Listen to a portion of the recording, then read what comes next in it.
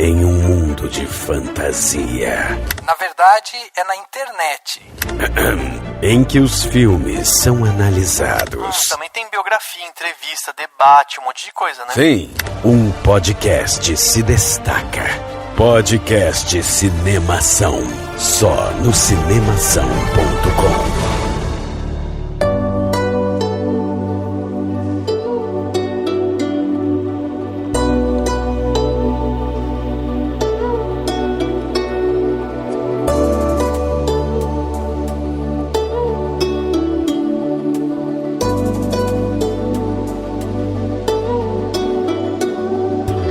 Seja bem-vindo ao podcast Cinemação 328. Eu sou Rafael Arinelli e este é o momento de resistir e questionar. Eu sou Júlia Catarini, eu sou roteirista, atriz e diretora.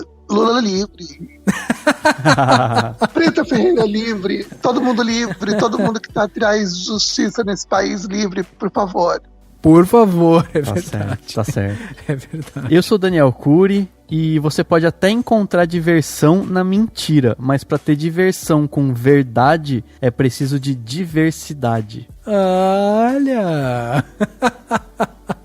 Poético, hein? Fiquei orgulhoso. Eu geralmente eu falo a frase dos outros, essa frase eu que criei Você agora. que bolou. Olha aí, que legal, que legal. Muito bem, meus amigos, estamos aqui hoje reunidos nesse podcast 328 para bater um papo aqui, fazer uma entrevista, né? Afinal de contas, nossa última entrevista foi lá com a Denise Fraga e a gente resolveu trazer uma outra pessoa aqui super especial, que é a Júlia Catarini, que veio aqui para bater um papo com a gente, contar um pouco da sua história, da sua relação com o cinema, das suas bandeiras também, e vamos destrinchar um pouco essa carreira aqui da Júlia. Júlia, primeiramente, seja bem-vinda aqui ao Cinemação, ao nosso espaço. Fiquei muito feliz de você ter aceitado o convite de vir bater esse papo com a gente, e eu quero que você se sinta à vontade aqui, porque aqui é um espaço que a gente tem para falar de cinema, de diversidade, de tudo, tá? Quero primeiro agradecer o convite, fiquei muito feliz. Para mim é sempre bacana bater papo, conversar. Eu sou uma pessoa muito faladeira.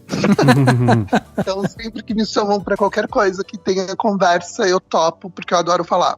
Que legal. Pra você que tá aí, que tá ouvindo aqui, que tá falando, caramba, de onde que veio? Como veio essa ideia e tal? Bom, vou dar só uma palhinha aqui, porque a Júlia vai contar mais da sua história aqui pra gente, mas pra você ficar aqui com a gente, a Júlia é atriz, roteirista e é a primeira mulher trans a dirigir um filme que entrou no circuito comercial de cinema no Brasil. Além disso, né, como se não bastasse ela ter marcado o nome dela já na história da cultura brasileira, ela ainda foi a ganhadora da edição 2018 do prêmio Helena Inês, que foi entregue, né, lá na Mostra de Cinema de Tiradentes, e esse prêmio ele é dado através da escolha de um júri de críticos ali, né, para destacar justamente o trabalho das mulheres no cinema brasileiro. Então assim, a Júlia tem muita coisa para falar com a gente vai ter muita coisa para bater papo aqui, e certamente essa conversa vai ser muito rica. Então fica aqui com a gente e vamos bater esse papo com a Júlia logo depois do quadro Repercussão.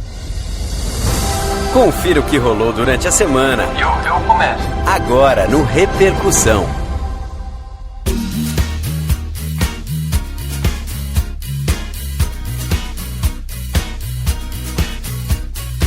Esse é um daqueles podcasts que a gente faz e a gente fica muito orgulhoso da gente fazer. Afinal de contas, né, a gente tá aí com 7 anos desse podcast no ar e muito papo legal que a gente teve. Então hoje vai ser mais um marco aqui dentro do nosso podcast. Por isso, você deve interagir com a gente mandando aí seu e-mail, seu comentário sobre este episódio. Afinal de contas, uma entrevista com a primeira diretora trans não é em qualquer lugar, certo, Dani? Não, exatamente. E a conversa de abrir cabeça de todo mundo. Não literalmente. Não literalmente. Obviamente. Então mande seu e-mail para contato@cinemação.com. Através desse e-mail a gente vai conseguir ler ele aqui. E hoje vocês vão ter um exemplo. A gente recebeu vários e-mails bacanas. Ou também você pode entrar no cinemação.com, nosso site, né, onde tem lá tudo que a gente publica semanalmente, diariamente lá. E lá você vai encontrar o post desse podcast. Acessando o post, você pode ir lá e pode fazer seu comentário e clicar, inclusive, no comentário do coleguinha, na setinha para cima ou para baixo, para classificar qual comentário você achou mais legal. Se você acessar nosso site, o Cinemação, você vai encontrar, por exemplo, o trailer que saiu, o trailer novo, né, de Bacurau que saiu, um trailer super empolgante, cara, tá demais, só de assistir o trailer já dá vontade de ver o filme. Tem também lá os indicados, né, ao Emmy, o Game of Thrones, né, bateu um recorde agora, com 32 indicações, a gente fez um post falando um pouco sobre isso. Tem lá também falando sobre a nova cinebiografia do Elvis, que vai ter o Tom Hanks no elenco. Olha só que bacana. E temos também a série lá do Bruno Sork, O Prato Nacional. E dessa vez ele vai falar sobre o Lavingasamento. Então vai lá no cinemação.com, visita nosso site. Além disso, você pode também conferir todas as nossas redes sociais. Estamos no Facebook, no Twitter, no Instagram, SoundCloud, Spotify, YouTube e tantas outras redes sociais. É só você ir lá procurar sempre por Cinemação. Cinema, abre parênteses, ação, cedilha, tio, fecha parênteses. Cinemação. Procura a gente lá, você vai achar simples, fácil e indolor. Lembrando que você pode fazer parte do nosso grupo no Facebook e no WhatsApp. E como você faz para fazer parte desses grupos tão restritos a poucos, tão seletos, né? Tão selecionados, tão VIP, é só você ser um patrão ou uma patroa do Cinemação. E para fazer isso é só você contribuir mensalmente com o valor que couber melhor no seu bolso, que você achar que a gente merece. Além disso, você ainda recebe todo ano um presente exclusivo do Cinemação, né? A gente já deu revista, broche, várias coisas. E para fazer isso é só você entrar lá no cinemação.com/contribua ou então clicar no botão contribua que vai estar no topo da página cinemação.com. Aí você escolhe uma plataforma que você quiser, você escolhe um valor que você quiser e começa a partir de R$1, ou seja, qualquer um pode contribuir e virar patrão ou patroa do Cinemação. E aí você contribui e ajuda a gente a melhorar ainda mais a qualidade dos nossos programas e de repente mais podcasts ou mais conteúdo ainda. Então seja um patrão ou uma patroa do Cinemação.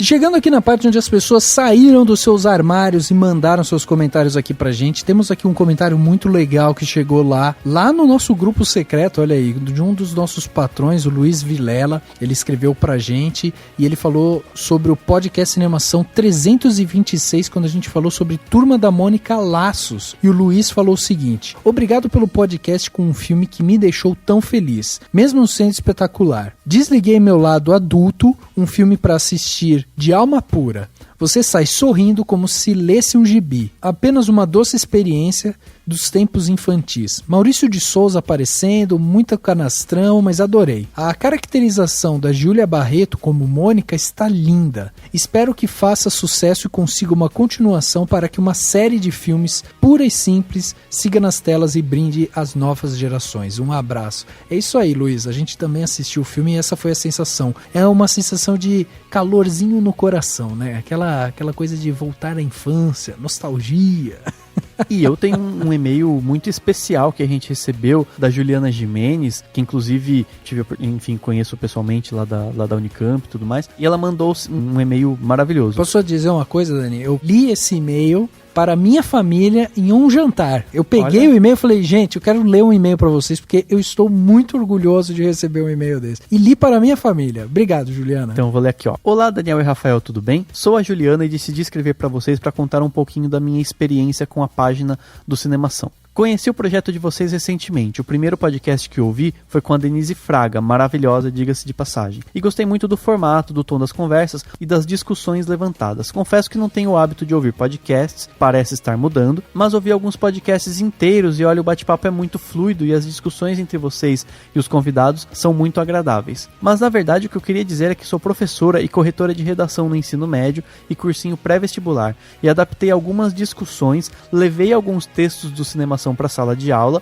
devidamente referenciados e linkados, não se preocupem, e o resultado foi muito interessante. Então, mesmo que a intenção inicial de vocês não tenha sido para a sala de aula, imagino eu, o site do Cinemação virou uma fonte de consulta para mim. Tem de tudo lá, os temas são bem variados e de vez em quando acabo me inspirando em alguns debates, em algumas críticas para trabalhar nas aulas. Ah, e outra coisa, não só para a sala de aula, obviamente, pois eu mesmo estou aprendendo muito e pensando e lendo coisas que nunca tinha parado para pensar. Não entendo muito da sétima arte, não consigo acompanhar tudo que vocês produzem, mas os textos que li e os podcasts que ouvi até agora me fizeram pensar em várias coisas e ter novas ideias, e isso tem sido muito prazeroso. Bom, para não alongar muito mais, fica aqui o meu agradecimento pelo trabalho muito bonito que vocês têm feito e desejo muito sucesso. Acredito que a arte e a educação transformam as pessoas e vocês, de alguma forma, têm contribuído para isso. Parabéns, um forte abraço a todos, Juliana de Mendes. Cara, que demais, que demais. Maravilhoso esse e-mail, é sempre bom saber disso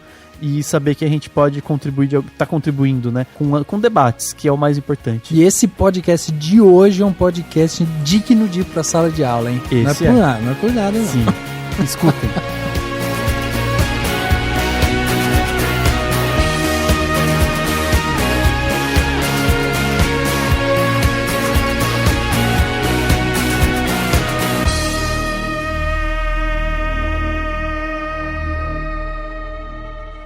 O Brasil é o país que mais mata travestis, transexuais, homossexuais e bissexuais no mundo. Isso tem que acabar. Basta. Só assim podemos nos redimir.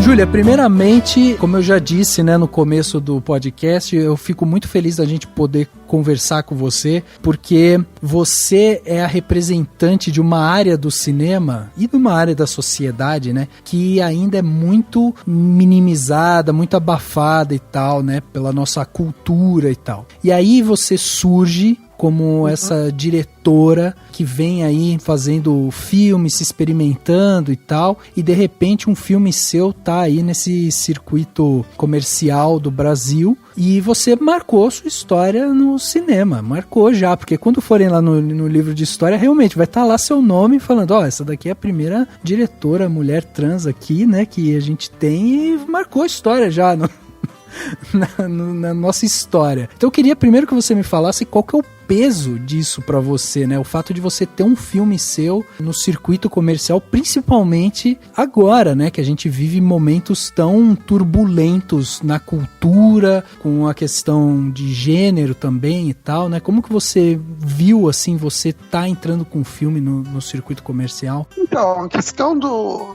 Two for Two, que é o meu primeiro filme, né? Um curta-metragem. Ele ter entrado em circuito comercial, pra mim já foi uma grande surpresa. Porque é um curta-metragem, né? Sim. Geralmente, curtas-metragens não tem essa janela de entrar em circuito comercial, e isso pra mim foi um presente que a Vitrine Filmes deu pra mim. O filme foi exibido junto com o Lembro Mais dos Corvos, do Gustavo Vinagre, e é o primeiro longa-metragem do Gustavo Vinagre e protagonizado por mim. É um filme em que eu falo durante 80 minutos pra câmera. E aí eu falei, nossa, que loucura, tipo, eu nunca imaginei na minha vida que o curta fosse fazer parte dessa sessão dupla, né, desse combo que a Vitrine Filmes pensou. E aí eu me sinto muito Cinderela, porque alguns anos atrás eu trabalhei na Vitrine Filmes como recepcionista. Eu era recepcionista e de repente eu tava ali atendendo telefonemas o dia todo, resolvendo encrencas. 2 anos depois eu estava entrando na Vitrine Filmes como protagonista de um longa-metragem que eles iriam distribuir. Caraca, nossa, isso é muito, legal. Pra mim, né? Sim. É muito Cinderela, assim, é muito, nossa, o que tá acontecendo? Eu acho que a ficha ainda não caiu, exatamente. Eu fico olhando as coisas acontecerem e fico assim, nossa, o que tá acontecendo? E aí quando alguém fala pra mim que eu sou a primeira mulher trans a ter um filme em circuito comercial, isso me assusta bastante, porque eu penso, cara, nós estamos em 2019. Sim. E que merda que eu sou a primeira, porque isso já deveria ter acontecido muito antes, né? Exato. Eu sempre fico com essa ideia de que isso já deveria ser uma coisa muito naturalizada no audiovisual, enfim, na vida, e não é. Então eu fico com 42 anos de idade, olhando tudo isso acontecer e pensando, cara, que foda, por que isso não aconteceu comigo quando eu tinha 20? Pra eu aproveitar mais. Porque agora as coisas estão acontecendo. Eu tô muito feliz, eu não tenho do que reclamar, mas é mais ou menos isso. Eu fico com a sensação de que é um ponto positivo, claro, eu ter esse filme em circuito nacional e ficar com esse papel de precursora, mas eu lamento muito pelas mulheres trans que eu conheci durante a minha vida, que morreram sem que pudessem ver isso acontecer, sabe? Eu ainda tenho essa questão que eu preciso lidar na análise. Só na análise eu vou conseguir entender tudo isso, que é realmente uma coisa muito louca, assim. Eu não fiz faculdade de cinema, né? Eu não me preparei para isso. Eu sou uma mulher trans cinéfila desde os 11 anos de idade. Tudo que eu sei sobre cinema é muito intuitivo. Se você perguntar pra mim qual é a porra da lente que a diretora de fotografia usou, eu vou dizer pra você, cara, eu não sei. Eu realmente não sei. O que me fascina em fazer cinema, claro que eu preciso muito aprender a parte técnica, que é uma coisa que eu quero muito, mas não é o que me fascina, assim, que me prende. O que me prende é contar histórias, e colocar o meu ponto de vista. Então, no momento que eu idealizo uma cena e eu coloco essa cena para a diretora de fotografia, para minha equipe, para mim o meu trabalho tá feito. Eu não preciso de mais nada, assim. Mas aí, sei lá, isso sou eu. E aí eu fico pensando, é muito louco isso, é muito... Sabe? Parece que eu tô num quadro daqueles de programas de domingo. O programa do Geraldo, o programa do Gugu, assim.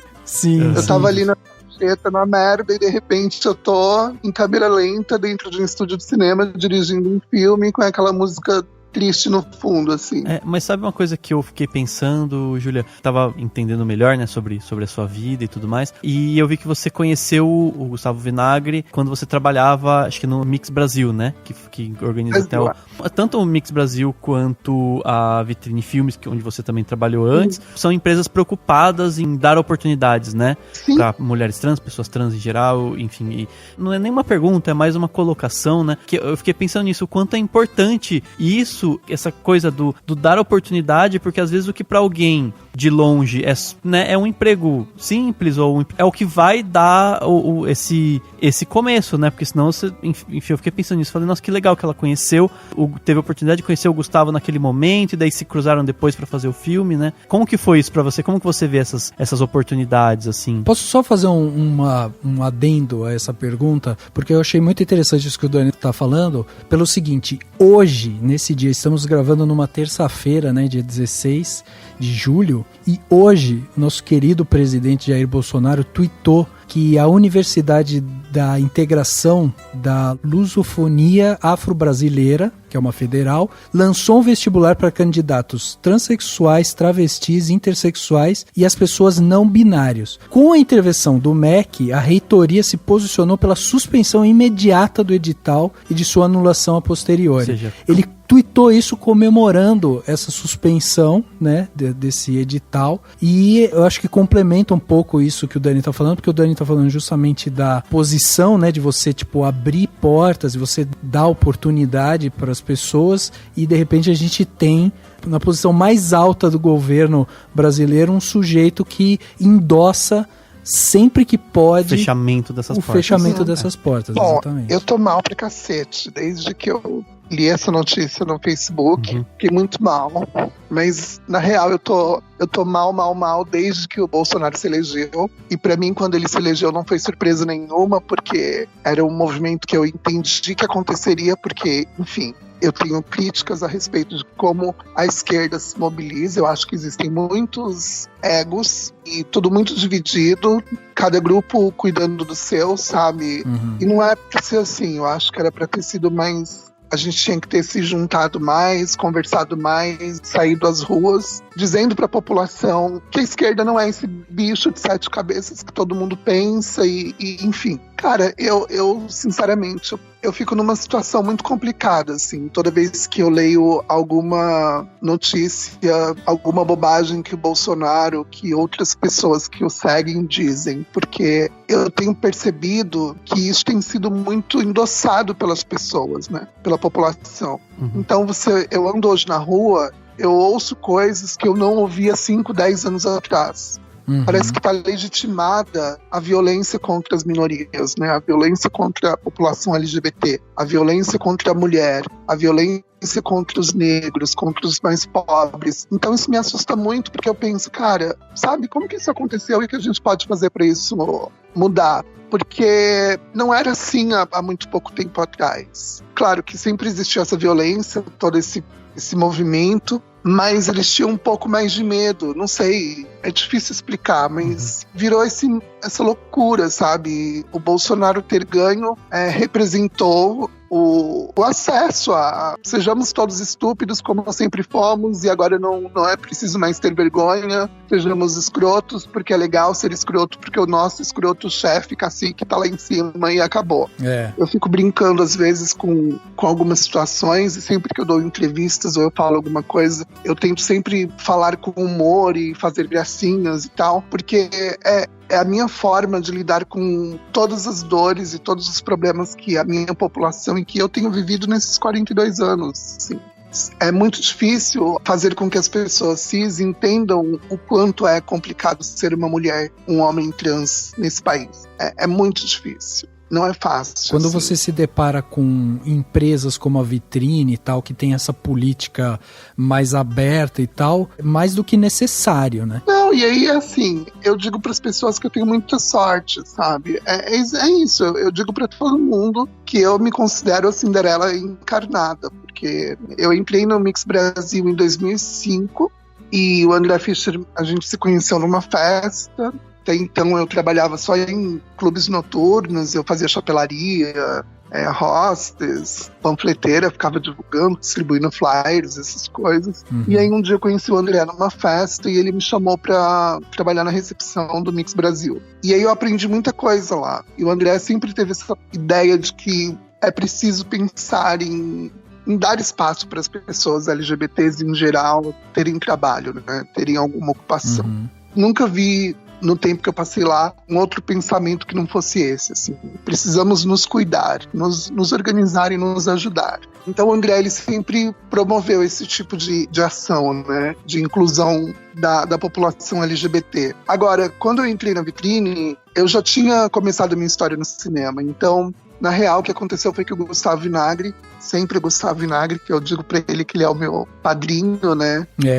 Ele ligou pra Silvia e comentou com ela de que eu tava muito preocupada porque eu não tinha um trabalho.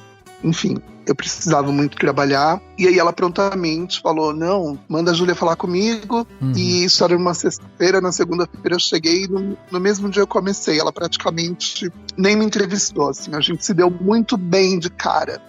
E aí eu comecei a trabalhar lá e ela já tinha visto alguns filmes que eu tinha feito com o Gustavo e aí ela sabia que o cinema era uma coisa muito importante pra mim. Enfim, eu tava no lugar certo, na hora certa, tudo aconteceu e foi lindo. O tempo que eu passei lá foi muito bom. Mas o que acontece? São poucas as empresas que têm esse tipo de atitude, entende? A maioria das empresas, eles usam como argumento a qualificação, né? Eles dizem assim, mas você não tem um currículo, você não tem experiência, você não é qualificada, você não completou seus estudos e tal. Como que eu vou ter completado os meus estudos se aos 12 anos de idade eu sofri uma violência dentro da escola que eu não pude mais frequentar uma sala de aula? Se não me é dada a oportunidade de ter um trabalho em lugar nenhum, nem pra assar pão, sabe? Cara, eu vou ficar trancada dentro de uma cozinha industrial, sei lá, 12 horas do meu dia, e nem pra isso as pessoas me dão emprego pra pessoas trans, saca? Tipo, é num nível, a nossa exclusão, ela é bizarra, é num nível muito surreal. Assim, é um filme de terror, realmente, não tem outra palavra. E aí eu fico muito preocupada, porque até pouco tempo, até antes do Bolsonaro se eleger, a gente estava num movimento de crescente, assim, de evolução. E a gente continua com essa ideia, com essa vontade, persistindo, resistindo, a gente continua na luta. Mas o movimento que tem vindo de ataque, os ataques que a gente está sofrendo são tão fortes e tão impactantes. E o pior de tudo, cara, é que não é só do governo, é da população. Ele tá vindo, sabe, no meu dia a dia. Eu não tô sendo só agredida pelo Bolsonaro quando ele decreta uma lei que vai me desfavorecer. Eu tô sendo agredida todos os dias quando eu saio de casa, porque as pessoas agora se dão o direito de dizer na minha cara, sem nenhum tipo de pudor, que eu não faço parte da sociedade, que elas não me aceitarão e elas dizem assim, eu tô com o Bolsonaro. Então, tá muito mais difícil do que eu imaginava. Só para esclarecer, né, para os nossos ouvintes, quando a Júlia fala da Silvia, a Silvia Cruz, que é fundadora da Vitrine, né? Vitrine Filmes, que é distribuidora e tal. E eu ia te perguntar o seguinte, Júlia, você fez o curta com o edital do SPCine, né, que é voltado justamente para diversidade e tal. A gente teve recentemente um anúncio lá da Ancine e tal, do congelamento de editais e blá blá blá blá blá. Esse edital que você conseguiu, ele foi de antes, foi 2018, é isso? Então, o edital, ele teve um rolê sinistro, assim, nesse edital, porque primeiro teve o edital, aí eu não entrei, aí de repente rolou uma treta lá na SPCine, eles cancelaram o edital e fizeram outro, e aí no segundo eu passei. Ah, tá, entendi. E aí foi muito legal, porque assim, desse edital surgiram muitos filmes bacanas, né? Tem o meu, tem o do Diego Paulino, que é o Negrume, que ganhou vários prêmios, tem ganhado muitos prêmios aí pelo Brasil, e esse ano ganhou em Tiradentes, ganhou o prêmio no Brasil e outros. Tem o do Ariel Nobre, que é um homem trans, que é o Preciso Dizer Que Te Amo, que também tem sido muito premiado. Tem o da Estela Lapone. Quer dizer, esse edital ele proporcionou para que muitos fizessem filmes incríveis e muitos que não tinham nenhuma oportunidade. A gente não vislumbrava nenhuma possibilidade de fazer um filme, se não fosse através desse edital. Então, quando o Gustavo me avisou, porque ele que estava cuidando disso para mim, que eu tinha ganho, porque eu pra internet, assim, eu sei mexer no Facebook e no Instagram, enfim. Nossa. Foi o Gustavo que te ajudou com toda a parte burocrática do edital, então. Exato. E aí ele falou pra mim, Ju, você passou e tal. Eu tinha recebido um e-mail, mas assim, cara, eu pra ler e-mail é um desastre, assim. Aí o Gustavo virou pra mim e falou assim, Ju, você passou. Eu falei, cara, mas eu não tinha saído fora, não tinha sido eliminada. Ele, não, você passou, porque teve esse processo de que foi cancelado primeiro, e aí agora no segundo você entrou e tal. E aí a SPCine reuniu todo mundo, e eu era, acho que a única mulher trans entre os realizadores. Então aquilo me deixou muito feliz, mas ao mesmo tempo muito assustada, porque eu fiquei pensando, cara, é um edital pra diversidade, e poderiam ter mais mulheres trans aqui comigo, enfim. E mais homens trans, mas era basicamente uma arca de Noé. Era eu como mulher trans, a representante das mulheres trans, o Ariel Nobre como representante dos homens trans. Entendi, por isso uma arca de Noé. Cara, era uma situação assim que eu falava, nossa, é o recomeço depois do dilúvio. É, que bizarro. Tudo bem, né? Bizarro. Aí a gente fez os filmes e tal, e aí eu comecei a mandar pra festival. E assim, eu não vou ficar aqui romantizando o cinema brasileiro, quem lida com essas coisas. É muito difícil você entrar dentro desse mercado, né? Você se posicionar e... Porque é um lugar muito machista ainda. É dominado por homens brancos, sabe? O povo de perdizes, o povo rico, né? As pessoas com grana. E, eu detesto dizer isso, parece clichê, né? Parece uma coisa horrível de se dizer, mas é verdade, assim. O cinema brasileiro, ele é pessoas que têm dinheiro, ele não é feito por pessoas que não têm dinheiro. Ainda é um espaço muito difícil. E eu tenho tido muita sorte, porque eu tenho sido bem recebida nos lugares que eu vou, nos festivais e tal. Mas às vezes eu me sinto como um elefante branco, sabe? Entrando numa loja de cristais, porque fica todo mundo me observando, esperando que eu faça alguma merda. E aí, porque se espera que eu faça alguma merda, saca? Porque eu sou uma mulher trans, não me preparei, não estudei pra isso. Tipo, My Fair Lady, sabe? Tipo, a menina florista que aprendeu a ler e escrever e tá entrando agora no High Society. O Brasil é o país que mais mata travestis, transexuais, homossexuais e bissexuais no mundo.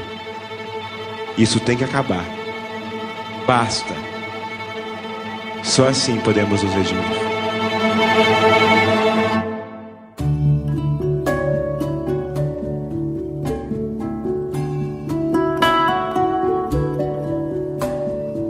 Até ia te perguntar, Júlia, porque assim, é realmente assim, a sensação que a gente tem olhando assim de fora é justamente isso. Você acaba sendo quase que a personificação da contramão do que é o cinema normativo hoje, né? Então, como você falou, é uma classe elitizada, é um mercado machista e tal, que é uma contradição, porque o cinema, por ser uma arte, por estar introduzido ali dentro da cultura e não sei o quê, devia ser justamente um espaço muito mais aberto, aberto, muito mais plural e tal, né, de discursos e tal. Mas eu ia até te perguntar justamente na questão dessa régua de exigência, porque a gente conversou aqui já sobre as mulheres no cinema. E a gente falava justamente sobre a dificuldade das mulheres dirigirem, escreverem e tal, porque realmente não consegue, não tem espaço e tal. E aí, quando a mulher, ela vai fazer a direção, a régua de exigência para ela é muito grande, porque assim, ela já é posicionada dentro da categoria do cinema como,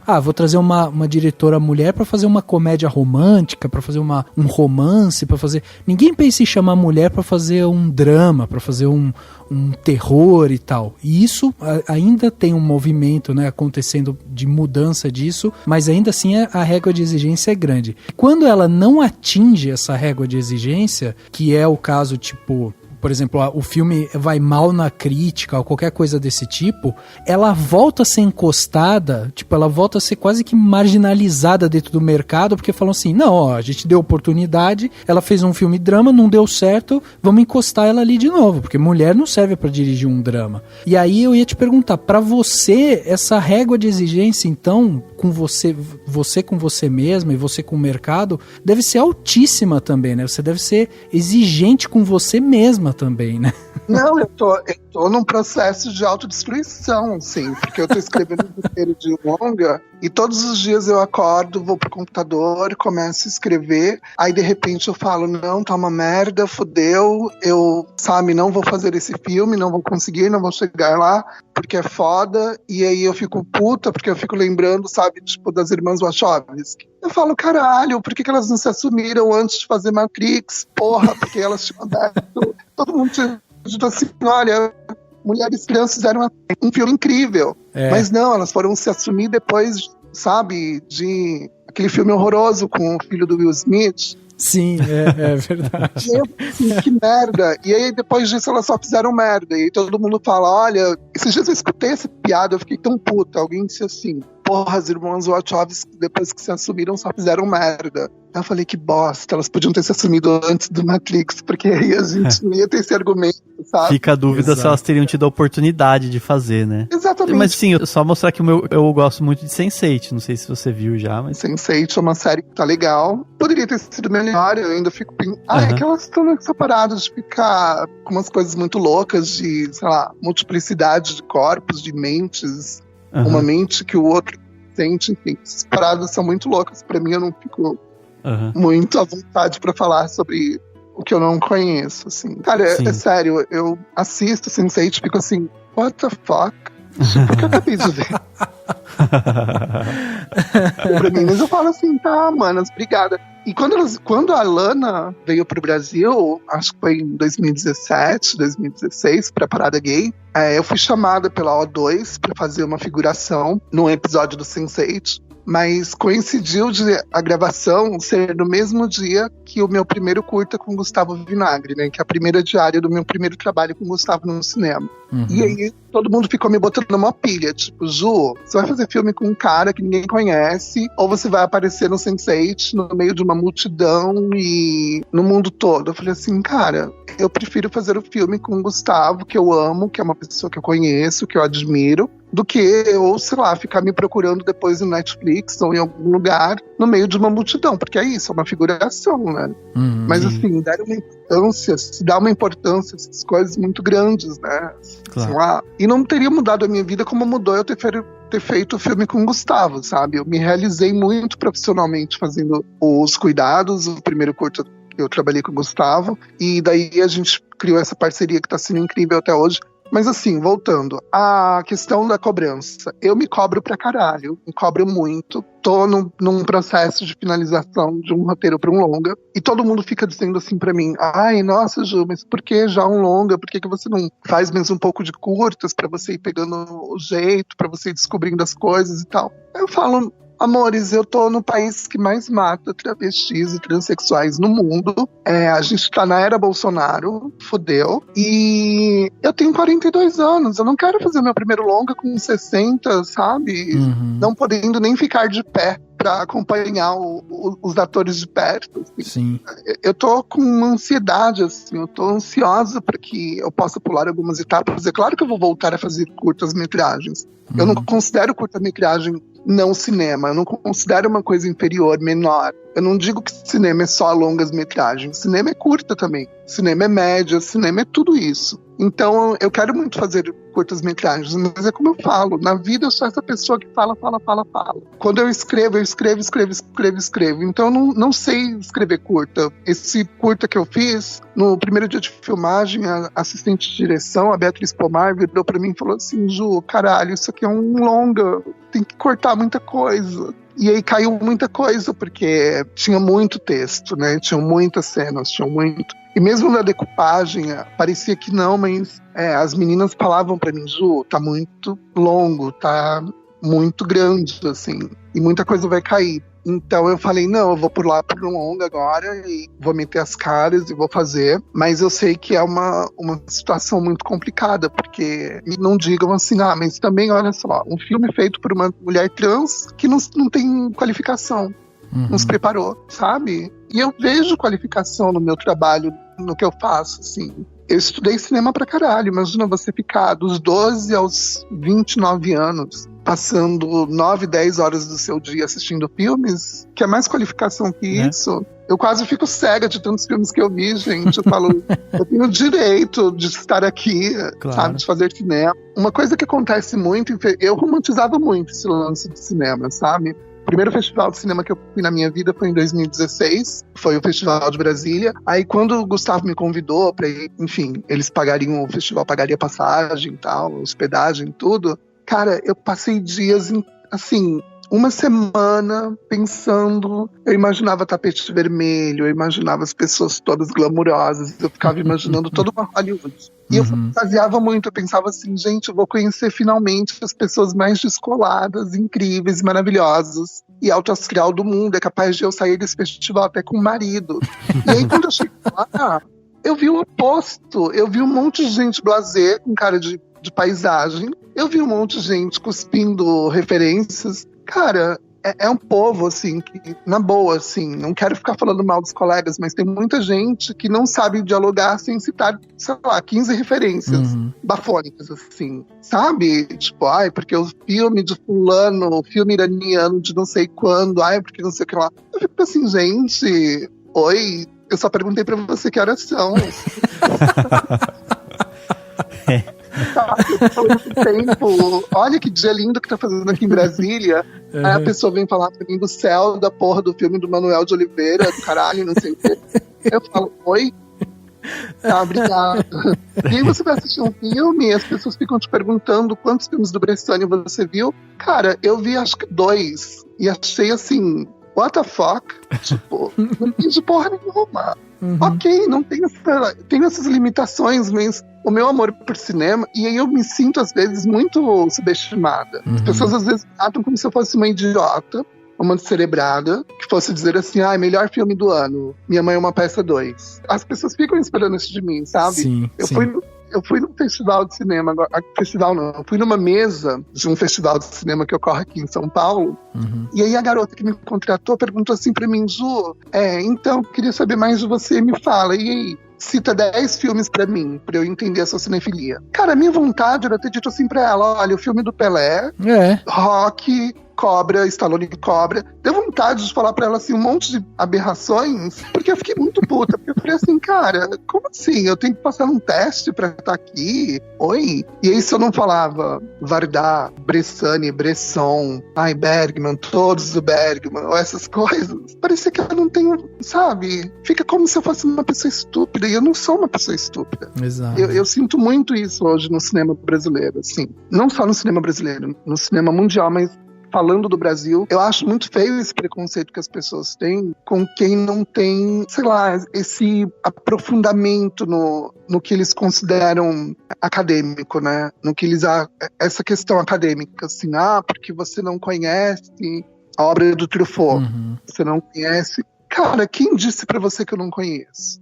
Agora, é isso, assim, nas rodas de conversa, você sente uma pressão de que se você não citar as referências que essas pessoas gostam, que elas admiram, então você tá fora. E isso é muito cansativo, assim, porque eu odeio essa coisa elitista, sabe? Da galera do cinema. Eu acho que o cinema tem que te pegar e a gente tem que... Nós, realizadores, assim... Acho que a gente tem que discutir mais com o público, entender mais o que o público tem para dizer. Porque eu não quero fazer cinema, eu não penso na minha filmografia como filmes que eu faço para mim mesmo. Filmes que eu quero fazer para que eu mesma me admire, ou para que eu fale com um nicho. Eu quero fazer filmes para lotar cinema, para as pessoas se identificarem de alguma forma, para causar... Eu gosto da ideia do blockbuster, assim.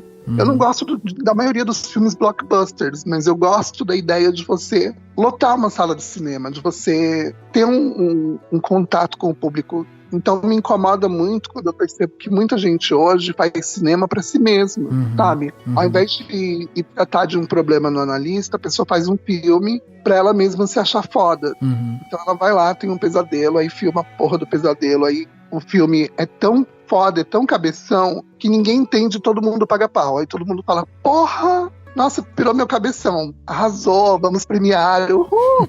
E aí todo mundo, sabe? E aí vira tipo uma febre, contamina todo mundo, porque todo mundo quer pagar de cabeção.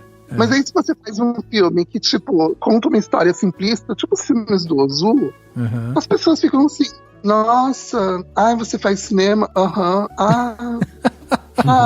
nos festivais você passa batida de tudo, porque todo mundo quer o filme cabeção, entendeu? Quando, assim, essa história de você ter visto muitos e muitos e muitos filmes, né, que eu acho que é um negócio que é fundamental, né, que eu acho que, enfim, pra quem vai fazer cinema, e imagino que falta em muita gente essa grande quantidade, ou, enfim, essa coisa do acesso a ter visto tanta variedade de filmes, né? Até, me corrija se eu estiver errado, mas porque a gente sabe que no Lembro Mais dos Corvos tem muita coisa que é fictícia, né? A gente não sabe o que é sua história mesmo, o que foi criado lá. Mas enfim, vou pegar aqui, daí você me corrija se eu estiver errado. Eu visualizei a sua história muito semelhante à do Tarantino, né? Pelo menos lá você conta de ter trabalhado em locadora, e se isso não for verdade, pelo menos você viu, a gente sabe que você viu filmes demais, a infância, adolescência e tudo mais. Eu queria saber, assim, no seu processo de fazer o roteiro, de fazer de dirigir, né, o que você dirigiu, como que é essa coisa você olha e se lembra de alguns filmes, ou pensa neles, ou você acha que isso é muito natural, assim, porque... Não sei, eu acho que deve ter essas duas coisas, né? E aí numa comparação com o Tarantino, nesse sentido, pelo menos, né? De ser uma pessoa com um histórico de ter visto muitos e muitos filmes, histórico de locadora, etc. A gente sabe que ele faz essas coisas, ele filma homenagens ao próprio cinema, né? Como se analisa o filme dele. Aí eu queria saber se você pensa desse jeito, ou pra você é muito natural, é uma coisa do tipo, eu tô fazendo aqui, nem tô pensando em que filme eu tô citando e tal. Como que é pra você isso? Uma coisa que eu conto no filme é real. Eu parei de estudar aos 11 anos de idade, parei de frequentar a escola, eu me tornei uma aluna de um dia, nos anos seguintes. Eu era aluna do primeiro dia, era engraçado, assim, a minha mãe me matriculava nos colégios, eu ia no primeiro dia, aí eu tinha todo tipo de reação, assim, no primeiro dia de aula. Eu chorava, eu ficava em pânico, eu ficava com, sabe, crises de ansiedade, eu ficava suando, parecia que eu tava doente dos alunos, era uma coisa bizarra. E aí a minha mãe um dia falou assim, cara, não tem jeito, vamos desistir, você não vai conseguir mesmo, e enfim, vamos tentar outras formas de você estudar. Porque era uma coisa que eu queria muito, eu sempre fui uma aluna muito boa, sempre fui muito aplicada. Eu lembro que na 3ª série primária eu ganhei um prêmio do Banco do Brasil de melhor redação, e aí eu me arrumei como se eu estivesse indo pra porra do Oscar. Tipo, fiz a minha mãe me montar praticamente com 7 anos de idade. E cheguei na porra do banco pensando que o prêmio fosse alguma coisa legal. Era um caderno com o logo do banco, um estojo de lápis de cor, borracha, sei lá, e uma sacola plástica com tudo isso dentro. Eu falei, cara, sério? Tipo, tava esperando a porra de um puta prêmio, de uma coisa incrível. Mas não, era isso. E aí, quando eu parei de estudar, a minha mãe trabalhava fora e ela falou, eu preciso dar alguma coisa pra essa criatura fazer, pra que ela não, sei lá, não se mate, não toque fogo na minha casa, não aconteça algo pior. E aí ela comprou um videocassete, me deu uma carteirinha de uma videolocadora e eu passei a assistir filmes, sabe, compulsivamente. Poderia-se dizer até que virou uma espécie de patologia, assim. Eu não saberia. Todos os dias eu tinha que acordar, ir na videolocadora e pegar um filme, ou 2, ou 3. Até o dia que eu cansei de ir todos os dias, porque todo dia me cansava, então eu comecei a alugar, sei lá, 15 filmes e ficava dias com esses filmes todos em casa. E aí, quando eu faço cinema hoje, eu não fico... Eu entendo o que você quis dizer. Eu gosto muito do cinema do Tarantino. Sempre achei muito massa as histórias que ele conta, falando do tempo dele de videolocador e tal. Mas eu não uso isso no meu trabalho. É engraçado. Eu visualizo coisas e penso como seriam essas coisas. E aí, quando eu penso em referência, sei lá, eu penso numa luz. Então, quando eu comecei a fazer o Chick for Two, o edital me deu R$60 mil. E eu sou tão fora da casinha que pra mim R$60 mil era um puta dinheiro. Eu pirei, eu cheguei pra diretora de fotografia e falei, cara, eu quero fazer a luz do Coppola no fundo do coração, é daquele jeito, sei o quê. E a diretora de fotografia, você tá louca, a gente não tem dinheiro pra isso, imagina, custa muito mais do que R$60 mil, só a luz do filme que você quer, sua louca. Eu falei, então eu vou achar alguma coisa parecida, mas tem que ser aquilo. Então, assim, pra mim, o que eu pego nos filmes é uma luz, é uma paleta de cores, mas não necessariamente, sabe, essas coisas. Quero homenagear tal filme, quero prestar uma homenagem a tal coisa. E aí foi engraçado, na primeira vez que o Chick for Two passou num festival de cinema lá na Mostra de Curtas de Goiânia, falar assim pra mim, o teu filme me lembrou os filmes do Fassbinder, o teu filme me lembrou Almodóvar. Eu ficava olhando assim para as pessoas e ficava com cara de paisagem, e aí eu falava, nossa, massa!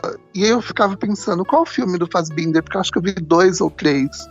Qual filme do Almodóvar? Almodóvar eu vi todos, porque faz parte da cultura LGBTs, né? Quem a travesti, a mulher trans ou gay que não tiver, ou lésbica, visto pelo menos 99% dos filmes do Almodóvar, tá fora da casinha, assim. Então, eu ficava procurando essas referências, mas eu não achava, assim. As pessoas falavam pra mim, eu ficava, tá, obrigada. Mas será que não é uma coisa que vem sem você perceber? Ou você acha que não, que essas pessoas estão malucas? A minha maior referência, minha maior ídolo no cinema é o Ozu. Então eu digo muito pra mim mesma, Júlia, conte que histórias você quer contar. E aí eu respondo pra mim mesma, porque eu sou dessas que conversa consigo mesma. Aí eu digo pra mim mesma, eu quero contar histórias como o Ozu contava. Eu quero contar histórias simples, sabe? Eu não quero fazer filme cabeção. Eu quero contar histórias simples, assim. Menino que conheceu a menina, se apaixonaram e o menino que, sei lá, foi atrás de um pipa e esse pipa caiu na porra de um lugar que cria todo o filme, sabe?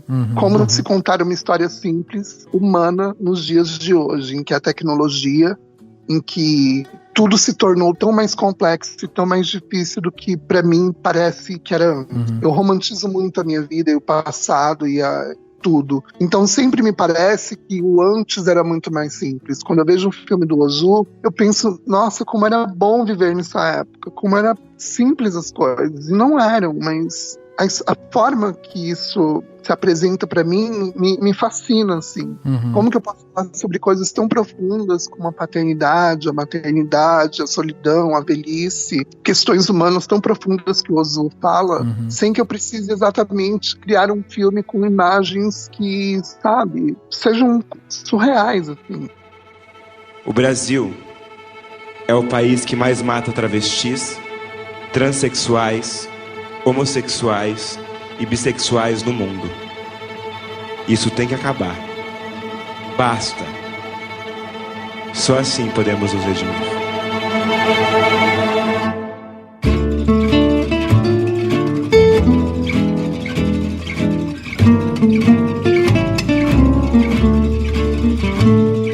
Você está falando do Yasujiro Ozu, né, que é um cineasta japonês, roteirista também e tal, que morreu em 63, quer dizer, o cara fez parte ali, né, da sua carreira foi durante a era do cinema mudo e tal, e você tem uma ascendência japonesa, né, então eu queria saber também o quanto isso influenciou no seu estudo, né? Influenciou muito, eu fui para o Japão em 2006, eu estava prestes a fazer 30 anos e aí eu decidi que eu tinha que ir pro Japão para, enfim, me reconectar com... Meu pai era japonês.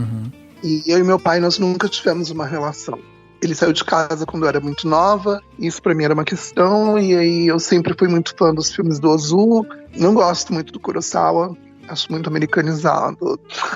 E aí eu fui pro Japão pra redescobrir as minhas raízes, enfim, reconectar com esse meu lado, e lá eu frequentei videolocadoras também, e aí eu vi muita coisa que me chamou a atenção. Eu assistia filmes, eu ia pro cinema, eu vi Harry Potter, acho que foi um dos terceiro ou quarto filme da série, dublado em japonês. Eu não entendi porra nenhuma, mas eu fiquei maravilhada, porque eu olhava para aquela sala de cinema e eu falava, gente, eu nunca imaginei na minha vida que eu estaria no Japão assistindo a porra do Harry Potter dublado em japonês, com um japonês do meu lado. Tipo, era surreal. Eu tava curtindo mais a forma como eles estavam vendo o filme do que exatamente o filme em si. Falei, gente, o que eu tô fazendo aqui? Eu tô pagando caríssimo pra assistir filmes que eu não tô entendendo, porque eu não falo japonês. E lá tem muitos filmes dublados, principalmente pra molecada.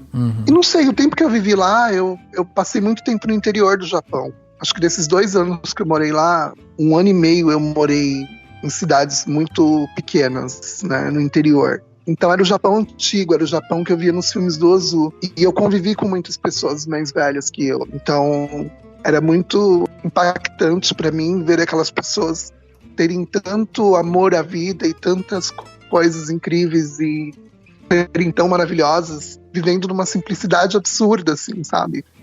Eu sempre fiquei pensando nisso. Nossa, eu queria ir pro sertão do Ceará pra ver se eu vejo, porque minha mãe é cearense. Eu queria ver se o que eu tô sentindo aqui no interior do Japão, eu sentiria lá, sabe? Nessa simplicidade da vida. Assim, me encanta o quanto você pode ser feliz com tão pouco. Porque eu cresci numa sociedade cosmopolita, no centro de São Paulo, que te exige, te cobra o tempo todo. A gente vive num consumismo desenfreado e num avanço tecnológico. É muito louco pra mim pensar que na minha infância não existia WhatsApp, não existia Facebook, porque parece que pra mim o mundo só existe, sei lá, às vezes eu paro só pra pensar nisso. Eu falo, gente, que loucura! Se o meu celular morre, eu fico 1 semana em depressão profunda. Eu falo, meu celular morreu, a minha vida acabou. Ô, Júlia, sabe que tem uma coisa interessante disso que você tá falando, que enquanto você tava falando me veio assim na cabeça, que também existe uma questão, como você tá falando, né, da simplicidade e tal, que também vai um pouco de contramão justamente com tudo que você já viveu, né, o que uma mulher trans vive, porque é uma vida complexa de desafios diários e tal. Então esse seu olhar pro simples é muito encantador, assim. Não, porque quando você é uma mulher trans, sério, é tudo diferente, assim. É tudo muito... É fucking crazy mesmo. Porque eu praticamente passei a minha vida inteira me sentindo John Hurt no Homem-Elefante, sabe? Eu chego nos lugares e todo mundo olha pra mim e fica com cara assim de what the fuck? E eu penso, gente, eu tô cagada, eu tô suja. O que tá acontecendo? Porque olham pro corpo trans como se fosse uma grande aberração, assim. E é muito louco isso, porque nós não somos. E mesmo que nós fôssemos o John Hurt, o Homem-Elefante, eu acho que você não pode olhar pro outro ser humano dessa maneira, dessa forma. Sempre me chocou muito a forma como eu era recebida nos lugares, vista. E todo esse avanço tecnológico vai em contramão com comportamento dos seres humanos, sabe? De que adianta a gente ter, sei lá, essa porra de celulares, assim, super fucking crazy, super incríveis, se o cara que tá manuseando isso é um bosta que vota no Bolsonaro, que sabe, tem simpatia com o neonazismo, e aí eu fico muito louca com isso, porque eu lembro da minha infância, de quando eu não sofria por não ter um celular, porque isso ainda não existia, e quando não existia era tudo muito mais simples. Então, para eu brincar com uma criança, ou para eu assistir um filme, ou para eu ter qualquer informação a respeito do cinema, eu tinha que juntar umas moedas e esperar todo dia 30, 28, para ir na banca de jornal comprar a revista 7. Então isso para mim faz aquela expectativa de a próxima edição da revista 7 vai falar sobre Willow na Terra da Magia. Fudeu, preciso dessa revista. Então esse acesso à informação, coisa do cinema, tá muito mais acessível tudo, a informação tá muito mais acessível, mas também tá tornando os seres humanos muito preguiçosos, porque a gente não faz mais algumas coisas que a gente fazia antes. Sim. Em relação a ser uma mulher trans, toda essa tecnologia não me serviu pra nada, assim, porque, cara, eu ainda não consigo ter o corpo que eu gostaria de ter através da tecnologia. É mais ou menos assim, a transexualidade, ela é muito complexa, não é fácil ser uma, já disse isso, só para que não se esqueçam, não é fácil ser uma mulher transexual no Brasil, não é no mundo todo, mas no Brasil é babado e confusão. E ser uma mulher transexual no audiovisual é uma coisa bacana, eu tô sentindo que tem um movimento crescendo, tá tomando força, mas ainda é um lugar muito machista, muito dominado por corpos cis. Sim. Então, a pressão que a gente sofre, as cobranças que nós fazemos a nós mesmas em relação à nossa aparência, à nossa qualificação, ao nosso trabalho, é redobrada.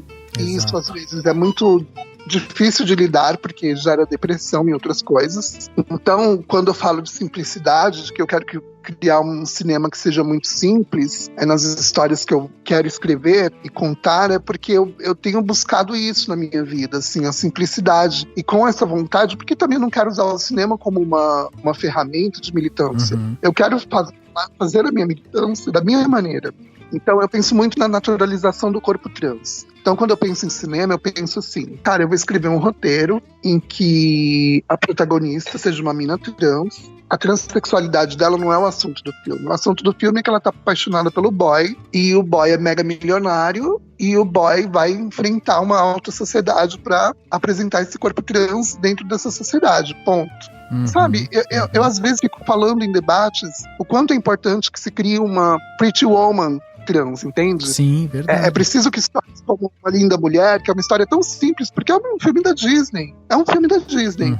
A Julia Roberts fala muito isso nas entrevistas. Eu topei porque era um filme da Disney, porque o primeiro tratamento de Pretty Woman era um filme sombrio, difícil, complicado, cheio de questões. E aí a Disney foi depurando, até transformar, sabe, no docinho que é o Pretty Woman. E as pessoas amaram e foram ao cinema. E por que não um corpo trans no lugar da Julia Roberts, sabe? Por que não um corpo trans no lugar do Richard Gere? E aí eu quero naturalizar os nossos corpos para que a nossa questão, o nosso gênero não seja um assunto. Porque o que tem muito no cinema hoje, quando se fala em transexualidade, é bizarro. É uma exploração da transexualidade, do tema, tão sórdida para mim, tão doente, que eu falo, gente, vocês estão perpetuando o preconceito, vocês não se dão conta. E aí todo mundo, tem muita gente que tem feito uns filmes aí, dito assim, pô, mas eu fiz um filme, chamei uma mulher trans, o filme fala sobre transexualidade, ela foi super bem tratada no set, o filme é bonitinho, por que ela tá chorando? Por que ela tá reclamando? E por que a Júlia tá criticando? Aí eu falo pra pessoa, cara, porque você tá perpetuando o olhar cis, normativo, preconceituoso, e isso não é o que eu tô propondo, isso não é o que a gente quer. Eu não quero que vocês fiquem contando histórias em que eu pareço uma pessoa normal, porque quando você trata da transexualidade, esmiuçando todo o processo de transição, e aí no final, como esse último filme da Netflix, o tal do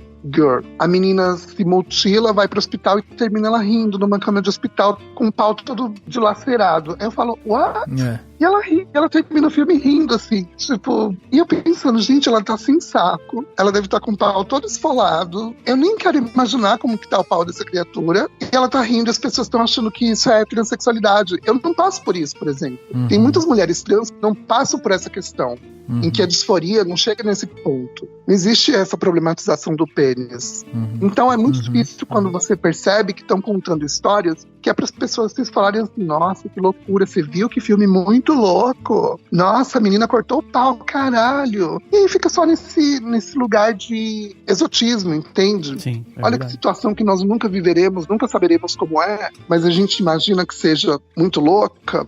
Quando eu assisto, por exemplo, um filme do Tarantino, Pulp Fiction, eu sinto falta de uma mulher trans ali na história. E aí eu penso, tudo bem, existe espaço para todo tipo de cinema, tudo bem o Tarantino querer contar essas histórias e não ter uma pegada LGBT, uma personagem complexidade com subjetividade, tudo bem, existe muito cinema, mas não é justo que as grandes produtoras se proponham a fazer, a pagar por isso, seja só esse cinema que sai da cabeça de uma pessoa cis, entende? Sim, sem Que dúvida. propõe esse lugar de exotismo, de vejam a próxima atração do Cirque du Soleil, entende? Exatamente. Esse também não é um pouco assim de um processo quase que, a gente pode até dizer, evolutivo, no sentido assim, a gente tá mostrando essa transexualidade nas telas, com personagens e tal, mesmo vindo de diretores cis e tal, ao passo que ao você introduzir esse assunto e as pessoas terem mais contato e talvez diminuir o preconceito, você acaba abrindo portas para que mais para frente a gente tenha mais diretoras trans e tal. Você acha que é um processo evolutivo ou não? Isso daí, na verdade, acaba mais prejudicando a imagem trans do que realmente colaborando, né, para essa evolução. Cara, eu penso assim, a gente tá no momento, eu digo para as pessoas que nós estamos no momento de collabs. Uhum. Então todo mundo cis que tá com poder nas mãos e quer ser parceiro, quer ser simpatizante à causa, eles procuram as pessoas trans e dizem assim, vamos fazer um filme, vamos. Então, quero dar visibilidade para a questão trans, lá. Algumas pessoas têm a sensibilidade de darem oportunidade para roteiristas trans, para pessoas trans, escreverem as suas histórias, contarem as histórias do seu ponto de vista. Outras pessoas não, mas o que elas proporcionam pra gente é empregabilidade. Então isso é legal, porque é legal você ter dinheiro pra pagar o aluguel no fim do mês, pra você comprar o seu hormônio, pra você comprar o batom, pra você comprar calcinha, porque calcinha é cara, as coisas de mulheres são caras. Então assim, legal que vocês estão me dando emprego pra eu comprar uma calcinha. Muito legal, agradeço muito. É uma ótima collab. Só que a vida não é só collab. Eu não quero só ter dinheiro pra pagar o meu aluguel e pra eu voltar pra casa e eu olhar pra porra do Netflix, salas de cinema, videolocadoras, whatever. Eu não quero olhar para esses lugares e me ver só como uma colaboradora. Eu não quero construir uma história no cinema que me dê esse papel de que eu estou auxiliando pessoas cis a contarem as minhas histórias, as histórias da minha população. Eu quero poder contar as histórias com o meu ponto de vista. Uhum. Por exemplo, o longa que eu estou escrevendo agora, ele é totalmente cis, não tem uma personagem trans. E eu optei por isso porque eu decidi que eu queria contar uma história do meu ponto de vista de mulher trans sobre uma família de mulheres cis. Uhum. Porque já que os homens cis, as mulheres cis, passaram todos esses anos contando histórias sobre o meu corpo, por que eu não posso contar uma história sobre o corpo delas? Uhum. Tá certo. Entende? Perfeito. Eu acho que nessa questão de empregabilidade é muito bacana todas essas collabs que têm surgido, as oportunidades. Eu recentemente recebi um roteiro de uma coisa pavorosa, assim, cheia de situações clichês, nossa, dava vontade de chamar o roteirista aqui em casa e falar assim, bicha, sente, vamos conversar. Porque a coisa era feia, era um nível hard, assim, eu falei, não. E se essa pessoa for hétero, pra mim, vou chamá-la de bicha do mesmo jeito. Não, e aí eu comecei a ler e achei muito pesado e eu declinei. Eu disse assim, olha, não vai rolar e não sei o quê. Claro que eu declinei com o cu na mão, porque eu pensei, eu tô abrindo mão de um cachê que vai pagar o meu aluguel 2 meses, mas eu não tenho como fazer isso. Vai contra todo o discurso que eu tô abraçando e que eu acredito. Vai contra quem eu sou. Então eu vou me foder 2 meses, mas eu vou ficar tranquila, sabe? Eu não vou perpetuar a minha imagem fazendo uma travesti de rua que fala nha, nha, nha, nha, e que termina o filme numa vala com o corpo seminu, sabe? Porque é isso que as pessoas criam ainda. Vamos contar uma história de uma menina meio baseada na Dandara e lá. Cara, deixa que a história da Dandara a gente conta, a gente cuida, sabe? Seja mais legal. Quer produzir um filme pra mim? Por que as pessoas me convidam dessa forma? Por que as pessoas não convidam outros artistas trans assim? A gente quer fazer uma collab com você. Bacana. Qual é a proposta? A gente vai bancar a porra do que vocês tiverem fazer, assim. Por que não pode ser assim? Mas verdade. Não, é sempre assim. Eu quero contar uma história pra abraçar a causa de vocês. É sempre esse protagonismo cis que eles não abrem mão desse privilégio de protagonistas. Não abrem mão, assim. Eu não tenho. Eu queria conhecer uma produtora que viesse na minha casa e dissesse assim, Júlia, eu vou bancar o teu filme porque eu quero produzir, porque eu acredito em você e na história que você quer contar. Não tem. Agora, na minha porta, dia sim, dia não, bate gente dizendo assim, queria contar a história de uma travesti dos Alpes suíços que cai no Brasil e lá. Entende? É sempre esse tipo de situação. Sim, entendi. Isso é foda, isso é complicado. Então eu penso que não tem essa de o que está sendo feito hoje pelas pessoas cis prejudica o rolê trans. Não prejudica. Ele só não conta a verdade. Ele só não é legal nesse sentido, mas não prejudica, porque tá nos dando trabalho. Entendi. Então, pela empregabilidade, ok, mas vamos mudar essa chave, assim. Vamos colocar as pessoas trans para contarem as suas histórias. Falta dar um passo a mais, né? Falta dar um passo a mais, porque, por exemplo, as Wachowski, elas só conseguiram, eu tenho absoluta certeza, eu não as conheço, adoraria conhecê-las, mas eu fico analisando a carreira delas, eu penso assim, cara, imagina se as Wachowski tivessem se assumido na época de Matrix, do primeiro. Elas teriam se fudido muito, elas não teriam feito filme. Se elas tivessem se assumido no Reloaded, teriam dito assim pra ela, amor, acaba aqui. Mas aí elas foram, sabe, levando e construindo aquele império, porque devem ser podres de ricas. E ela falou assim, amiga, agora a gente pode se assumir, mano, porque agora a gente tem a gente tem dinheirinho pra comprar os nossos hormônios, pra pagar as nossas cirurgias, então vamos nos assumir. Mas de lá pra cá, o hype em torno do nome delas diminuiu muito. Ninguém fala das Wachowski. Muito difícil.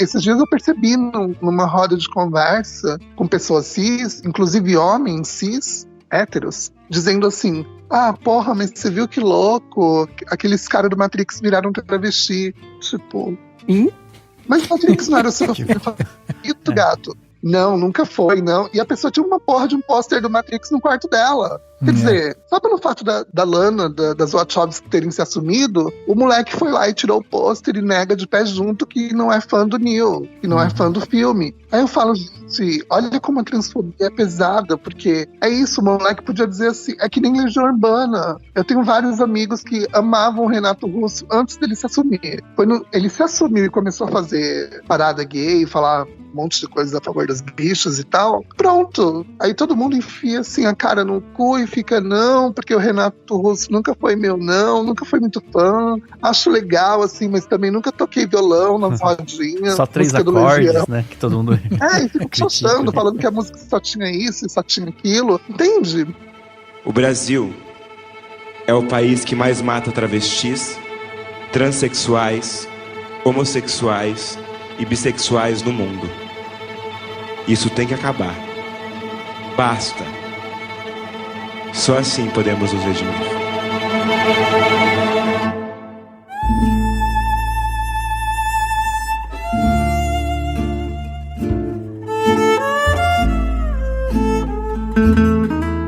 E quanto à questão de atrizes ou atores, em alguns casos, né, cis que fazem personagens trans, quanto isso incomoda ou não, né?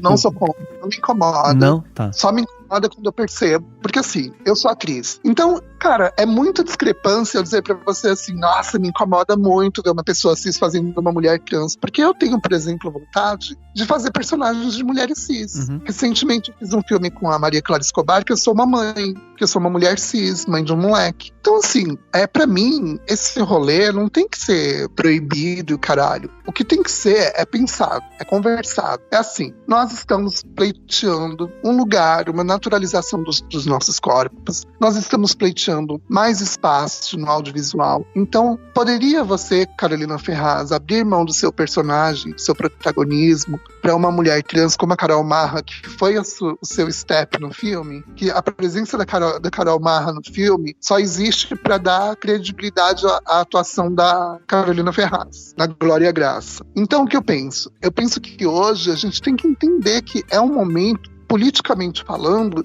de representatividade trans. Então, é importante que as pessoas cis abram mão dos seus privilégios e digam assim, não, eu não vou fazer esse filme porque eu quero que uma pessoa trans faça. Porque é importante para ela se colocar no mercado, entende?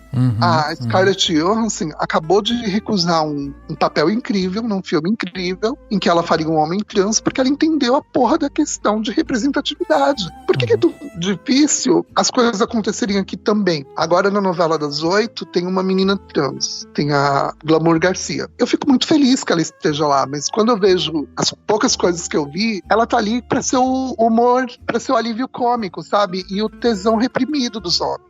Então a maioria dos pais de família estão em casa, de pau duro do lado da mulher, olhando a glamour atuar e pensando assim, nossa, que tesão, nossa, eu comia muito, nossa, eu fazia isso e aquilo com ela. Mas ao mesmo tempo que eles estão pensando tudo isso, eles estão dizendo assim pra esposa, pra ficar bem na fita, olha, é travesti. Olha, nem parece homem essa porra, mas falta duro. Se a mulher pegar na calça dele, vai sentir o volume. Cara, que foda isso. E aí, o que acontece? Não colocam a Glamour Garcia pra ser a protagonista, por exemplo. Por que não chamam a Glamour pra fazer o papel da Isabelle Drummond na novela das 7? A heroína da história. Não querem colocar a gente como protagonismo das 8? Tudo bem, ok. Mas dá um protagonismo pra gente na novela das 7, na novela das 6, entendeu? Que, tipo, já é um hype, já é um avanço. Lá nos Estados Unidos, a gente tem o Ryan Murphy, que criou a série Pose, que é protagonizada por pessoas trans, contando suas histórias. E não é um sucesso de audiência, porque a gente tá vivendo na era Trump lá, que é uma merda. Existe a representatividade, a gente tá feliz porque tá lá as manas americanas, gringas, no seu protagonismo. Agora aqui não, aqui fica essa putaria de só colocarem a gente pra ser a comédia. Ainda é muito estereotipado. Né? E tem a questão dos corpos também. Porque assim, se você é uma mulher trans gostosa, eu não digo que o mundo se abre, porque não é bem assim. Mas a verdade é que, assim, a sociedade hoje, ela aceita o corpo trans desde que seja uma mina muito gostosa. A mulher, falando de mulheres trans, não vou falar de homens trans, mas de mulheres trans. A sociedade só assimila a gente na TV se a gente for gostosa. Eu cansei de fazer testes em que eu não passava porque eu tinha o corpo não desejável, porque eles imaginam que seja uma mulher trans. Porque se você não chegar minimamente próximo do que uma Roberta Close foi, você não é ninguém. Aí eu falava, porra, porque assim, no meu projeto de vida, na minha adolescência, eu queria ser a Cláudia Raia. Então eu me entuchei. Olha, mas eu virei a Cláudia Gimenez, e agora? Como lidar? Eu só tenho esse corpo, gente. Então vocês têm que aceitar o corpo que eu tenho. Mas a vida não é assim, né? Então, passa por isso. A gente já viu algum protagonismo de homem cis gordo? Nunca tem um cara gordo, gostoso, fazendo o protagonista da novela. É sempre o Giannichini, com aquela masculinidade duvidosa, é sempre fulano e cicrano, mas nunca tem um gordo gostoso lá fazendo o protagonismo. Então, assim, a gente tá vivendo numa sociedade tão complicada que a gente não só tem que discutir a questão de gênero, como a gente tem que discutir a questão de corpos.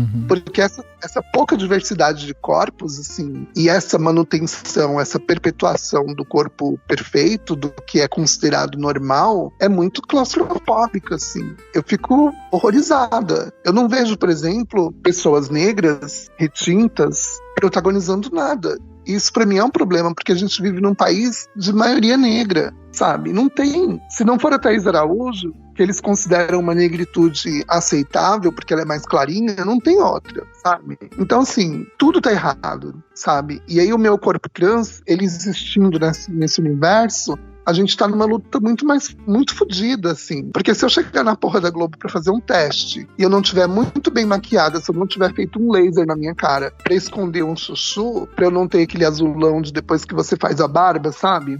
Fodeu. Porque todo mundo vai falar assim, olha, não dá pra chamar ela pro papel, porque, você não tá vendo azulão na cara dela? Gente, como assim? Mas e aí, cara? É a natureza. Quantas mulheres de bigode a gente não teve que conviver e aceitar no mundo? Exatamente. E é interessante como eu tô pensando aqui eu acho que assim, o simples fato de pessoas trans estarem indo lá, batalhando pra fazer o filme, pra fazer tudo, já é uma forma de resistência, né? E a arte sempre foi um espaço de resistência, né? E de quebrar paradigmas, de questionamento, ou pelo menos questionar, ou de pelo menos tentar, né? E eu acho muito louco como que no seu trabalho, no que você quer fazer, né? Enfim, no seu próximo filme, tudo, você tá sempre... São várias resistências, né? É a resistência pelo simples fato de você existir e ir lá trabalhar pra caramba, a resistência de questionar os corpos, a resistência política num país como hoje de se fazer um filme assim, ou de se propor esses debates e essas questões e esses pontos de vista que não sejam esse padrão que a gente tá tão acostumado, né? Eu acho que você acha que em algum momento você tem que escolher essas resistências e falar, não, pera, deixa eu focar nisso aqui, porque se eu pensar em tudo, eu vou enlouquecer, ou dá pra pensar como uma resistência múltipla no sentido de... Quando eu apresentava o roteiro do T for Two pra algumas pessoas, elas diziam assim pra mim, Ju, adorei o roteiro, tá bonitinho e tal. E aí algumas pessoas até olhavam pra mim, juro, era uma reação assim de... meu Deus, como se eu não soubesse ler e escrever. A pessoa ficava assim, nossa, foi você mesmo? E eu ficava, oi? Pra imaginar, essas pessoas deviam imaginar que elas iam ler um roteiro, que elas iam ler o seguinte diálogo. E aí, Mona, tá boa? Tô boa. E você? Ai, não sei, então ó. Ai, Mona, não sei o que lá. Acho que elas iam pensar que era isso. Mas como elas viram que não era isso, elas ficaram surpresas. Elas fizeram um cara pra mim, tipo, meu Deus, a Júlia sabe ler e escrever, tô chocada. E aí, quando eu cheguei numa produtora, o cara virou pra mim e falou assim, ô Ju, adorei, olha que bacana, você realmente sabe escrever, nossa. E eu assim, fazendo cara de egípcia, porque nessas horas a gente tem que engolir as nossas questões políticas. E eu odeio fazer a diplomata, sabe? A menina da ONU, porque às vezes dá vontade de virar pra pessoa e falar assim, cara, vai tomar no seu cu, você é louco, tipo... Olha o que você tá construindo. Aí o cara questionou pra mim a questão dos corpos. Ele falou assim, então, quem você pensou pra fazer a personagem? Porque na real, o Tea for Two era um filme que era exatamente o que eu falo no Lembro Mais dos Corpos. Era um homem, de 50 e poucos anos, uma mulher, de 40 e poucos anos, e uma mulher trans, de 40 e poucos anos. Toda a história girava em torno... Sabe o Bukowski? Sim. Era mais ou menos assim. Era o Bukowski entre comer uma mulher trans e uma mulher cis. Ponto. E aí, tipo, quando eu apresentava esse roteiro, óbvio que eu não tinha essa referência de Bukowski. Eu falava pras pessoas assim, é uma história de um homem maduro, tendo uma crise, porque é uma história de um cineasta. E eu sempre pensava assim, num bem hétero, né? Um bem cis. Tipo o Bergman. O Bergman, nossa, ele tava com a Liv Ullmann, mas agora ele quer a Roberta Close. Ficava todo mundo muito fascinado, assim, nossa, que louco você imaginar o Bergman comendo a Roberta Close, que loucura. Mas é óbvio que não era isso. E aí eu dizia pras pessoas assim, então, você gostou do meu roteiro? Gostei. Só que, Ju, pro personagem da Isabela, a gente tem que chamar uma atriz trans bem gostosa. E não tem. Juro, as pessoas falavam isso pra mim. Esse produtor, ele foi muito enfático. Ele disse assim, tem que ser uma mina bem gostosa. Deixa eu pensar aqui, porra, não tem. Eu falei assim, como não tem? Aí ele falou assim, não tem. Mas se não tiver, a gente arruma. A gente ensina elas a atuarem. Porque o que não falta é travesti gostosa.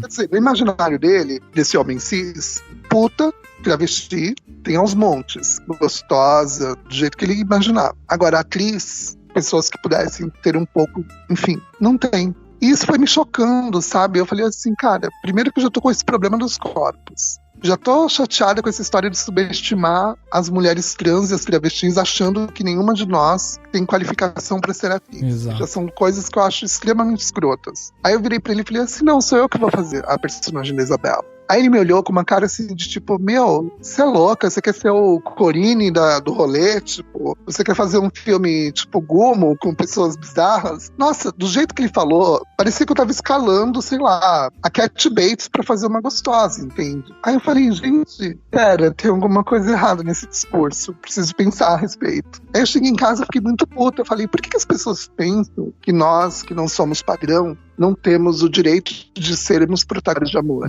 Por que a gente tem sempre que ficar nesse lugar da psicopata de Bates, no Louco Obsessão? Por que a gente tem que sempre que ser o alívio cômico dos filmes? E aí eu comecei a assistir um monte de filmes pensando só em analisar os corpos. E eu vi que é quase um genocídio, sabe? Eu fico pensando na autoestima das pessoas. A minha, por exemplo, foi destruída. Eu sempre pensei, eu nunca vou chegar a ser a Nicole Kidman. Então, pra mim, não tinha outro lugar. E eu passei a minha vida toda bebendo e ficando louca e fumando e não sei o quê, mal com a vida, porque eu nunca seria uma Nicole Kidman. E é injusto você condicionar o ser humano a ter uma expectativa em relação a si mesma baseada em outro corpo que foi imposto pela sociedade, sabe? Não é justo um ser humano isso. Não é justo que os homens se sintam mal porque eles não são o Richard Gere, porque eles não são o Giannichini, porque eles não são o, sei lá, Kawan Raymond.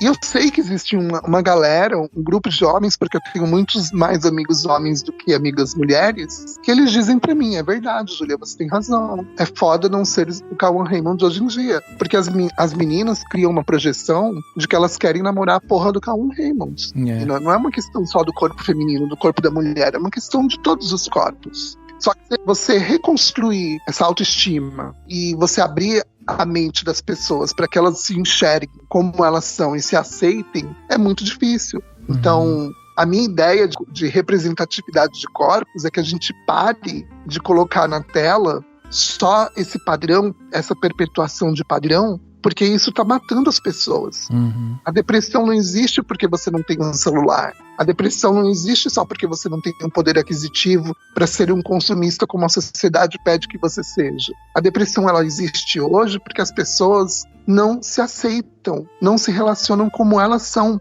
Todo mundo quer se projetar como o outro. Então todo mundo está criando o seu homem virtual, a sua mulher virtual, sabe? Eu tenho amigos que ficam 2 horas no espelho para tirar uma porra de uma foto, uma selfie, para colocar no Instagram, para chamar a atenção das meninas. Como eu tenho amigas que fazem a mesma coisa para chamar a atenção dos homens. Exato. Entendeu? Então, assim, é muito difícil quando você não entende que se nós não fizermos essa mudança, ninguém fará. Exato. Então, a minha proposta hoje no cinema, e eu tenho dito isso para muita gente, vamos trocar a chave. Porque é importante outros corpos. Assim. É a objetificação do ser humano, né? Exato. E aí, o filme dos Vingadores, eu vi o Thor gordo, eu fiquei com tesão. Eu falei, gente...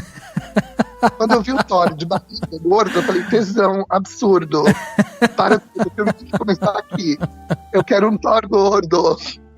É verdade. Exatamente. Porque eu acho bacana, entendeu? Você mudar a chave. Essa falsa representatividade que os corpos estão tendo, eu nem digo corpos, as classes, né? Porque todo mundo agora fala que tem um ator negro no seu filme, tem uma mulher negra no seu filme, tem um homem trans, uma mulher trans, mas repare nos corpos. Sim. É o corpo negro perfeito, é o corpo negro desejável, ou seja, todo mundo trabalha com a questão da libido. Então, se você coloca na tela uma atriz negra que homens brancos e negros vão ficar de pau duro, tá tudo certo. Se você coloca um homem negro que mulheres brancas e negras vão desejá-lo, tá tudo certo. Agora, se você puser qualquer coisa que fuja disso, desse padrão, você é rechaçado. Você não faz mais filmes.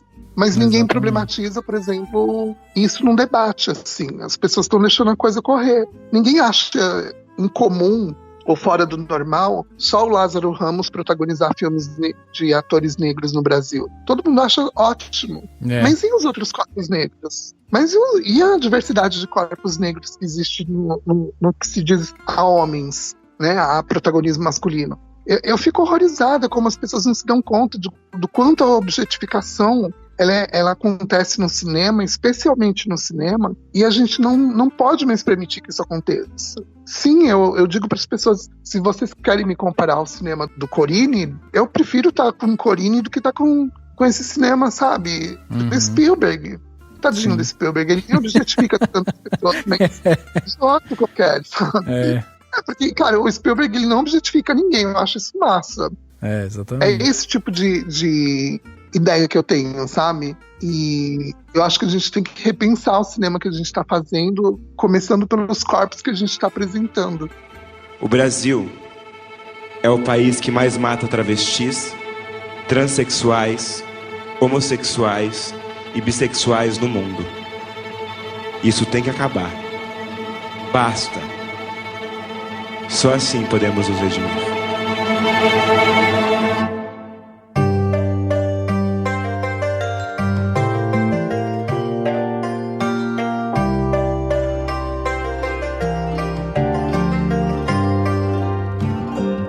Queria só fazer 2 observações aqui. A primeira é a seguinte: convidar, né, as pessoas para irem assistir o T42, que é o filme aí da Júlia, que conta a história da Silvia, que é uma cineasta de meia idade em crise, né, com a sua vida, e na mesma noite em que ela é surpreendida pela visita de uma ex-esposa que a largou há alguns anos, a Silvia acaba conhecendo uma outra mulher que a fascina. Esse é o filme da Júlia que entrou aí no circuito e tal. E a Júlia também foi roteirista e esteve aí no Lembro Mais dos Corvos, que é dirigido lá pelo Gustavo Vinagre e tal, que a gente falou aqui. E aí eu tenho 2 perguntas para você sobre essas 2 obras que você participou, Júlia. A primeira é a seguinte: no T42, por que esse nome? T42? Então, todo mundo me pergunta isso. Cara, é uma música que eu ouço assim desde criança. E lá no Japão eu nunca tinha tomado chá na minha vida. Era uma coisa muito louca assim. E no Japão eu aprendi a tomar chá e aprendi a ter gosto por chás. Então eu queria que fosse uma personagem que tivesse fascínio por chá, adoração por chá. Por conta da música também que eu ouvia muito, e porque o cinema americano sempre foi a minha maior influência. Não tem como dizer o contrário. Eu amo o meu cineasta favorito na vida, é o Ozu. Mas, como toda criança brasileira, eu cresci vendo filmes americanos. É que eu achei interessante o título vir no inglês, né? E achei interessante também essa brincadeira do chá, né? De chá para dois e tal. Porque, pra mim, além de ter essa coisa do chá, que o chá ele é diferente do preparo tipo de um café e tal. Ele tem um ritual de preparo ali, principalmente na cultura japonesa. E a questão de ser para dois, eu achei também, assim, bem interessante com o seu filme, porque é quase que uma ironia também, né? Essa coisa de ser uma coisa para dois, né? Ah, sim, mas também tinha uma piada, assim, como tem no filme, né? Eu queria muito que no cartaz o T fosse destacado, porque era T for Two. T de 3 para 2. Porque no roteiro original tinha toda uma questão da personagem da esposa também ficar atraída pela mulher trans, de rolar meio que uma insinuação de uma suruba, dos 3 entrarem numa homenagem. Tinha toda essa questão no filme. Mas como é pra Disney, censurada louca. Foi mais ou menos isso, assim. Eu queria que fosse uma brincadeira, tanto que as personagens que interessam, fazem parte da vida da Silvia, é Isabel e Isabela. E eu faço a Isabela porque é uma mulher com algo a mais, né? Com a mais. E eu achei lindo o final, assim, eu adorei vai ter um spoiler. Não pode dar spoiler. Não, mas é que eu achei lindo a ideia. Só fala que achou lindo o final, tá bom? Mas é que eu achei muito legal a ideia do café, né? Interessante isso, porque a primeira cena que eu escrevi foi o final. Que legal. E aí, todos os meus filmes são assim.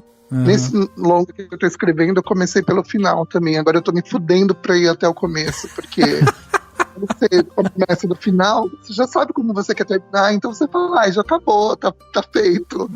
Mas aí tem que fazer toda aquela, nossa, é um pesadelo.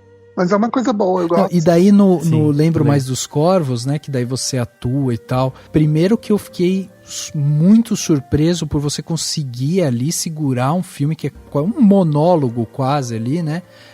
Você e a câmera, como você falou, durante tanto tempo, porque o filme tem tudo pra, tipo, ser até as pessoas vão pensar, mas será que é só ela contando uma história, o que é ali e tal? E eu fiquei impressionado, assim, como o Gustavo, você, né, com o roteiro, amarra o filme de uma maneira que você não vê o tempo passar, você quer continuar escutando aquelas histórias e tal.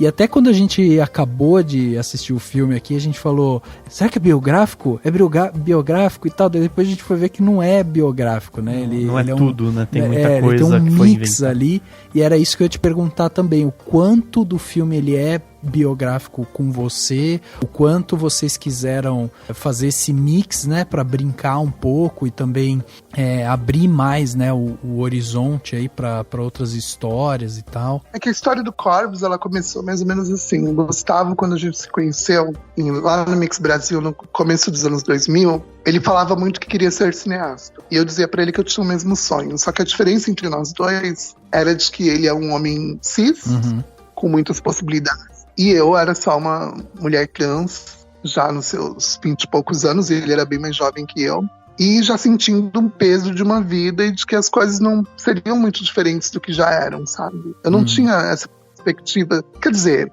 desde muito criança eu sonho com cinema, eu, sei lá, me imaginava em Cannes, no Oscar, no Globo de Ouro, nessa porra toda. Sempre vibrei muito isso, mas eu nunca achei que fosse acontecer de fato. Porque eu sempre pensava, eu moro num país de terceiro mundo, aqui a gente é tratado pior que cachorro, porque cachorro ainda dá uma tigela de água e um pouco de ração, e pra gente não dão nada. Exato. E o Gustavo virou pra mim e falou assim, Júlia, no dia que eu fizer um filme, eu quero que o meu primeiro filme seja com você. No dia que eu me tornar cineasta, o primeiro filme que eu fizer vai ser com você. Só que ele foi pra Cuba, eu fui pro Japão, a gente se perdeu, a gente ficou uns 10 anos sem se falar, sem se ver, sem nenhum contato. E 10 anos é exagero, acho que foi menos, mas foi por aí, uns quase 10 anos. E aí, quando a gente se reencontrou foi através do Facebook. Porque a vida é tão louca que a gente sempre morou muito próximo, mas a gente nunca se cruzou na rua. E aí ele virou pra mim e falou assim: Ju, te encontrei, não acredito, já sou um cineasta, já fiz alguns filmes, fiz Nova Dubai, fiz o filme do Glauco Matoso, que me fugiu agora o título. Enfim, fiz alguns filmes, ganhei alguns prêmios, eu quero fazer um filme com você. Aí a gente começou com um curta, que é Os Cuidados, que é um título longuíssimo, eu tô só dando o primeiro nome, a primeira palavra do filme, mas é um título bem longo, que eu também não me lembro agora. E dali a gente começou a fazer curtas-metragens, um atrás do outro. A gente fez uns 4. E aí um dia ele virou pra mim e falou assim: eu acho que eu tô pronto pra fazer o meu primeiro longa. E o meu primeiro longa, como eu havia prometido, será com você. E eu fiquei me cagando inteira, porque eu pensei, cara, um filme sobre mim seria como? E aí a gente pensou em 1000 coisas. Na minha cabeça eu ficava imaginando a Daniele Suzuki me interpretando. Eu falava assim: nossa, vai ser sobre a minha vida? Então põe a porra da Daniele Suzuki lá pra eu ficar bem na fita, pra eu ficar bonita. Vamos fazer uma coisa bacana. Se não, Ju, é você contando a sua vida. Aí eu falei assim: nossa, tá, então... Tanto o Gustavo quanto eu, a gente ama o Coutinho, né? Então eu falava assim: ai, vai ser tipo jogo de cena, não acredito, gente, que incrível, lá. Ele falou: vai ser tipo jogo de cena e... Enfim, a gente sentou, escreveu o roteiro e nós filmamos em uma noite. Porque o Gustavo queria que fosse um filme que não tivesse segundo take, que fosse uma experimentação de material cru. Né? Então, por exemplo, tem coisas no filme que eu implorava pra ele: ai, vamos fazer de novo. Ele falava: não, Ju, tem que ser assim, cru. Do jeito que ficou, vai ser. Então foram 12 horas. A gente começou a filmar às 8 da noite. A gente terminou às 8 da manhã. Caramba. Eu tava bêbada de trançar as pernas, assim, eu não via nada na minha frente, aquele passarinho não é meu. No filme tem que parecer que eu amo muito aquele passarinho, mas quando ela subia em cima de mim, eu queria morrer. Eu falava: você vai furar meu olho, socorro. Eu entrava num pânico. E aí no filme as pessoas falam: ai, que linda a sua relação com a nuvem, Ju. E eu falo: gente, vocês não imaginam quanto eu odeio coisas com patos andando em cima do meu corpo. Eu fico muito nervosa. Faz sentido. E aí acho que eu merecia muitos prêmios só por aquela cena que a passarinha sobe em cima de mim. Eu imagino o pânico que eu tava. E eu tô com cara de sublime, de menina meiga. Sim. Que eu falo: tem que ganhar um Oscar só por essa cena. Tinha que ser assim: Ju, palma de ouro é sua, fudeu. Quem me convence tanto quanto você de que você ama passarinho? Qualquer outro tipo de bicho. E aí a gente filmou tudo em uma noite. E pra mim a genialidade do filme tá na montagem do Rodrigo Carneiro, porque ele conseguiu pegar os highlights da noite, assim. Sim. Porque foi uma noite louca, a gente ficou falando muita merda. Teve um momento que falava merda, assim, ele filmando. Mas os diálogos todos não eram roteirizados, então? Foi brotando histórias ali que vocês foram bolando na hora. O roteiro ele foi escrito assim, a gente fez uma escaleta juntos, de assuntos sobre a minha vida que ele achava interessantes. Então ele queria começar pelo abuso. E aí foi uma questão, porque a gente ficou muito tempo falando sobre isso, porque eu nunca foi um assunto tabu pra mim, mas eu também não queria que as pessoas me interpretassem mal, sabe? Como eu digo no filme. Eu queria que achassem que eu tô passando pano pra pedófilo. Mas nunca foi uma questão que, enfim, eu me vitimizasse ou coisa assim. Então ele começou pelo abuso, a gente foi passando por umas coisas, aí num determinado momento das filmagens, eu comecei a sentir que eu precisava me proteger de alguma maneira, porque eu sabia que eu não poderia envolver outras pessoas nisso. Então tem histórias ali que eu conto que são reais, mas eu tinha que mudá-las um pouco para não comprometer algumas pessoas, né? Outras pessoas envolvidas nas histórias. Eu tinha essa preocupação. Mas, surpreendente, quando a gente terminou de filmar, eu tava no Uber com o Rodrigo Carneiro, que é o montador e produtor do filme. Aí eu virei pra ele e falei assim: ai, vamos fazer tudo de novo? Tá horrível, tá muito ruim, nossa, eu tô péssima. Aí ele falou assim: eu acho que a gente vai ter que refilmar muita coisa. E aí aquilo já me deixou no chão. Falei: puta, fudeu. Que perda de tempo, meu Deus, 12 horas filmando. Porque a cara do Rodrigo era de que eu tinha feito uma merda tão grande. Ia ser um fracasso. Assim. E aí na montagem ele resolveu tudo. Ele colocou os highlights, os momentos mais incríveis. E foi ajustando as coisas. E tem gente tão louca, que é tão detalhista, que tem gente que percebe que tem cenas que a garrafa de vinho tá mais cheia, mais pro fim, e no começo tá mais vazia. Eu falo: gente, como assim? Vocês são loucos? Como é que vocês ficam reparando nesse tipo de detalhe? E aí ele montou de uma forma que ficou muito fácil de assistir, mas eu confesso pra você que toda vez que o filme é exibido, eu sempre acho que as pessoas vão levantar nos 5 primeiros minutos. Quando ele passou a primeira vez em Tiradentes, a tenda principal do festival estava lotada. E aí eu me sentei num lugar que eu pensei, eu não quero ver as pessoas se levantando, porque eu sei que muitas vão se levantar e esse cinema vai ficar vazio. E vai ser uma humilhação histórica no festival, tipo. E aí, surpreendentemente, não, todo mundo ficou. E o filme foi muito aplaudido e a gente ganhou já no mundo todo, assim. Em todos os festivais internacionais que tem passado, a gente tem ganhado prêmios. Então a gente já tem 8 prêmios. E é surpreendente, assim. Eu fico de cara quando eu vejo que as pessoas chegam até o final. Porque eu falo, gente, é impressionante, assim. Eu acho, sei lá, eu fico surpresa ainda. Talvez seja por essa questão de autoestima que eu falei no começo, assim. Nós mulheres trans, a gente não é educada, a gente não é preparada para a vida como as mulheres cis. Sim. Então, não nos ensinam que nós temos que ter autoestima e acreditarmos em nós. Sempre nos dizem que, olha, você não é isso que você está pensando, você é louca, você não é bonita. Sempre você não é. Nunca é o você é.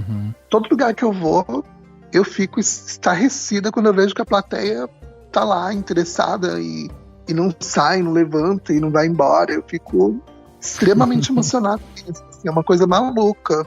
E o Tea for Two é a mesma coisa, assim, porque no Tea for Two eu sou bem sincera, assim. Todo lugar que eu apresento o filme eu falo, gente, perdoem a minha péssima atuação. Eu me sinto a marca nasprona ever no filme. Eu e Pia Zadora somos as piores atrizes do mundo, da existência. Mas é importante a questão da representatividade, porque eu tinha que fazer esse papel. Sim. Por conta do meu corpo, assim. Poderia ter escolhido uma menina, um dia me perguntou num festival, por que você não chamou uma outra atriz trans pra fazer o filme? Eu falei, porque nenhuma tem o meu corpo, meu amor. Todas são gostosas, todas são incríveis. E eu precisava de um corpo que não fosse padrão, eu precisava de um corpo que tivesse, sim, questões. Ai, menina, ficou tão sem graça que ela não sabia o que falar. Porque eu falei assim, é isso, gata. Tipo, a gente tem que entender que pessoas que não têm o corpo padrão também gozam, também têm afetividade, subjetividade, querem fazer coisas e tal. E aí eu lembro mais dos Corvos, eu falo muito sobre isso, né? Sobre essa questão do corpo, do quanto a hormonização me prejudicou, do quanto ela foi complicada, porque, enfim, me causou vários problemas de saúde. Foi uma questão simples de lidar, né? Júlia, a gente ficou impressionado com o seu talento, tanto na direção quanto na interpretação ali. Vimos os 2 filmes, gostamos muito. Eu convido aqui, né, nossos ouvintes, para quem puder ir assistir ao filme, por vários motivos. Por ser filme brasileiro, por ser filme da Júlia, por ser filme que vai contra muitos paradigmas e tal, por ser filme que vai abrir sua cabeça para tantas outras coisas, né? Você refletir em outras coisas e tal. Então eu acho que, cara, tem motivos e mais motivos para você ir ao cinema assistir e colaborar, né? Porque o cinema brasileiro também ganha em espectadores. Aliás, acho que tem que ficar de olho onde que vai ter exibição. Não sei se ele ainda tá exibindo, Júlia, se tá em alguma plataforma. Ele tá mais em cartaz. O Corvus estava até agora há pouco no MUBI, que é uma plataforma, mas o Tea for Two ele vai passar agora no Kinofórum, que é um festival de curtas-metragens aqui de São Paulo. Então, fiquem de olho nas datas. Eu não tenho a data exata, mas é no Kinofórum, no Festival de Curtas de São Paulo, ele vai passar.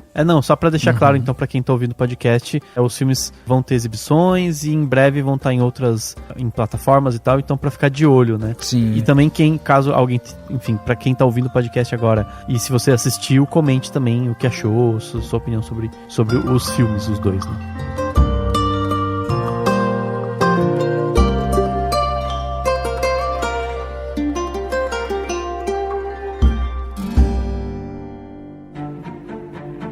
Dicas para a sua semana? No Plano Detalhe.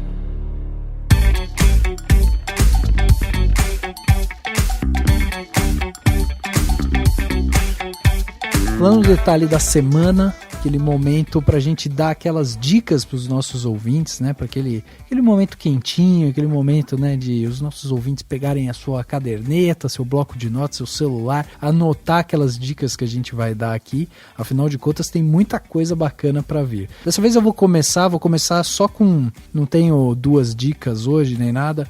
Tenho uma dica só. Então, um filme que eu assisti recentemente, um filme que eu achei muito bom, principalmente por conta da atuação. E é o filme A Vigilante. É um filme com a Olivia Wilde, ela que trabalhou lá em House e tal, né? Quem gosta de House, enfim. Esse filme é um filme dirigido e escrito por uma mulher, que é a Sarah Dagger Nixon. E o filme conta a história da Sandy, que ela é uma mulher que sofreu violência doméstica. E ela agora tenta ajudar outras vítimas a se livrarem dos seus agressores, né?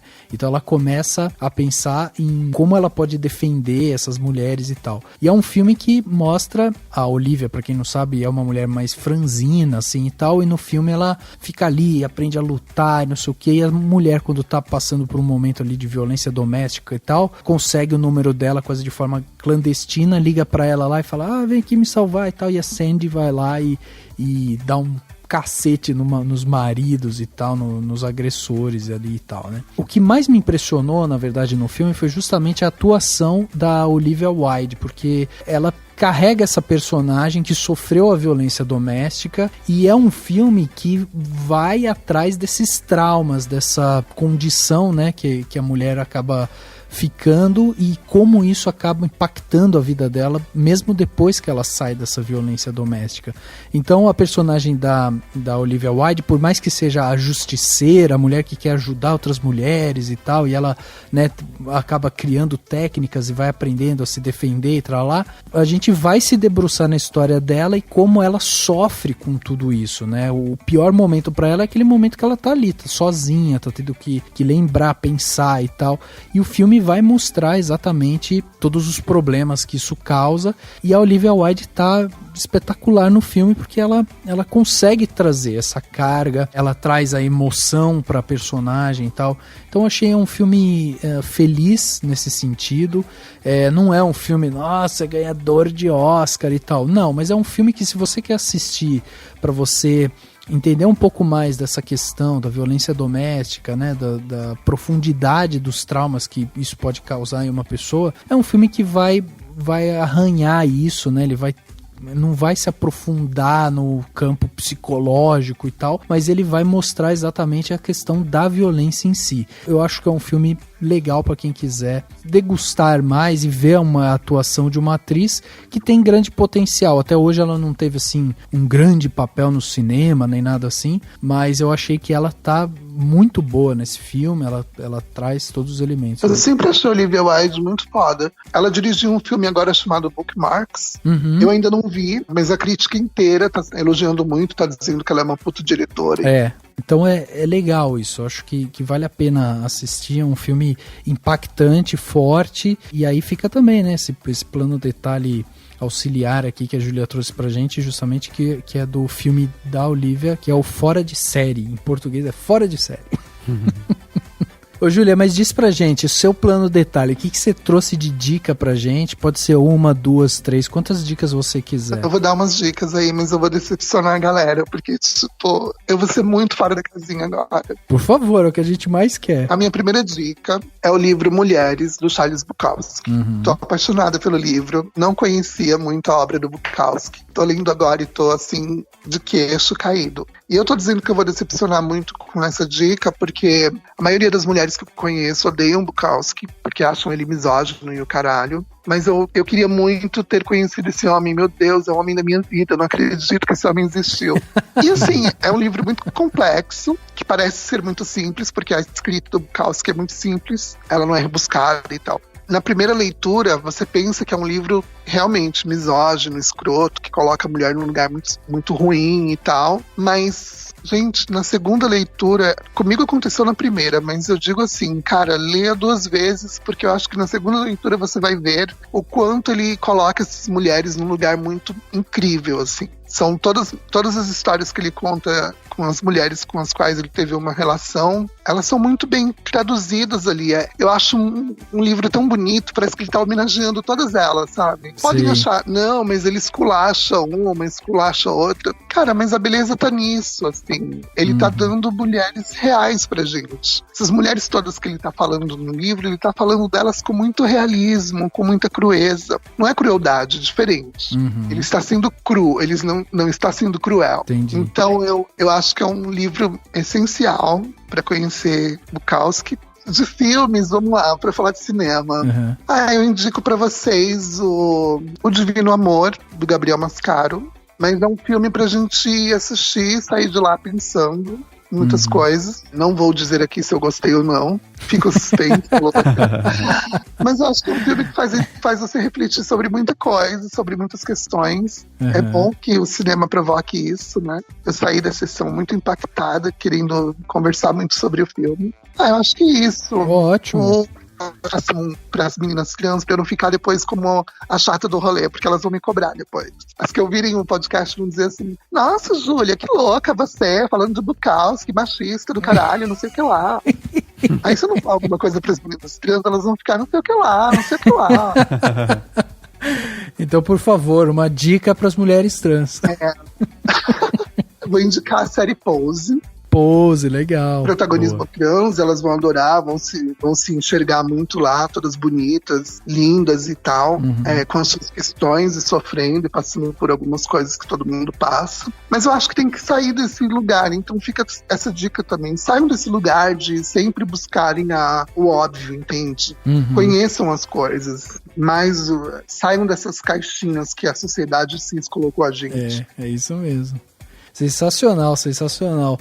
Daí você, o que você trouxe de plano detalhe pra gente? Vou dar 2 planos detalhes bem rápidos. Tem um que eu queria falar já faz um tempo. Eu vou indicar, na verdade, um vídeo, né? Mas a indicação também se estende por esse canal no YouTube, que é um vídeo chamado Harry Potter, Elis Regina e Belchior. Quanto custa crescer? Olha. Ele é de um canal, de um cara chamado Isaac Ness, que é esses canais de vídeo essays que tá agora que enfim, tá crescendo um pouco no YouTube, né, essas reflexões acerca de filmes e outras coisas da cultura e tudo mais. Ele fala com uma naturalidade tão legal, sabe? Ele não fala com aquela coisa do, eu sou um locutor e vou aqui, estou calmo. Não, ele fala como se ele estivesse realmente batendo um papo com você.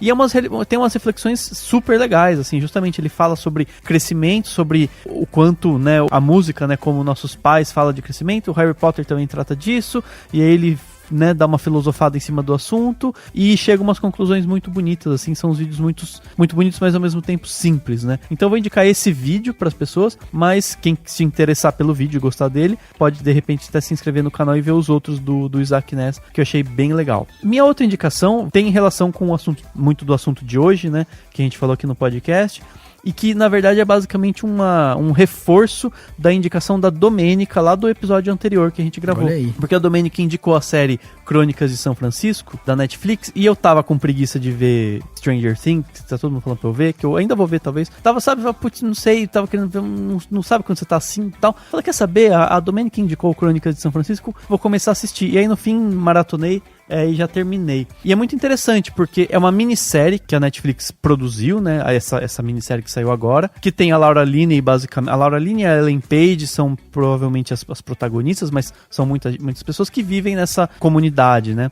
Em São Francisco. E vão se desenrolando as histórias desses personagens. E assim, eu demorei pra entender, mas existem vários, se você procurar na Netflix, você vai ver várias séries com esse título, porque na verdade foram várias adaptações. Então assim, ao longo dos últimos, sei lá quanto, desde 93, 98, 2000 e agora, sempre teve adaptações de livros do autor, que na verdade em inglês é Tales of the City, né?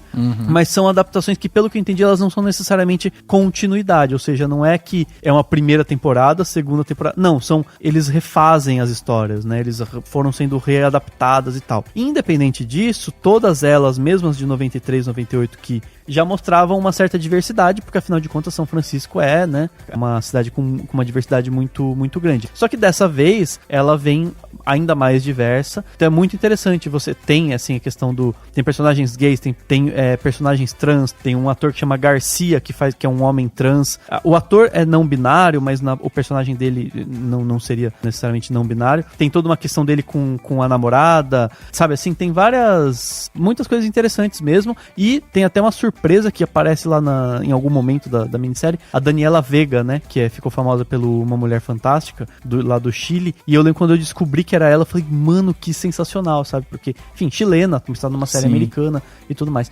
Então, é muito legal, e é uma minissérie bem bacana, bem interessante. Às vezes irrita que a Laura Linney faz uma personagem meio boba, que às vezes dá uma irritada, é muito idiota, assim. Mas enfim, é uma indicação legal aí, enfim, achei bem interessante mesmo, gostei bastante.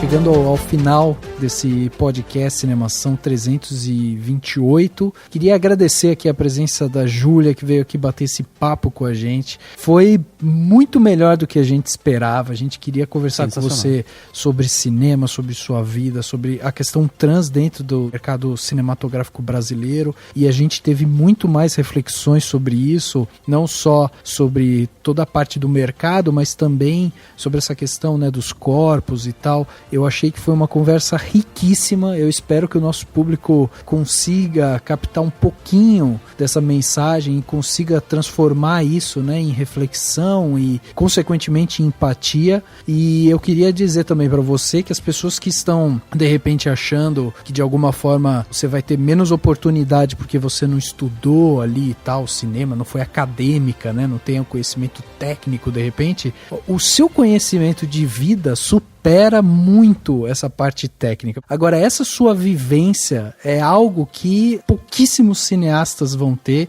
e a gente é muito feliz de poder conversar e trocar com uma pessoa como você, que pode compartilhar com a gente essa vivência e que, além de tudo, né, pode levar para as telas essa vivência e transportar isso para os seus espectadores. Então eu queria agradecer de todo o coração sua disponibilidade para vir aqui conversar com a gente, bater esse papo, trocar essa ideia com a gente, que é o mais importante, o que a gente preza aqui. O nosso lema aqui é desconstruir, a gente gosta de desconstruir o cinema, e nada melhor do que ter pessoas como você, com essa vivência, com essa vontade, com esse amor pelo cinema, para ajudar a gente nessa desconstrução.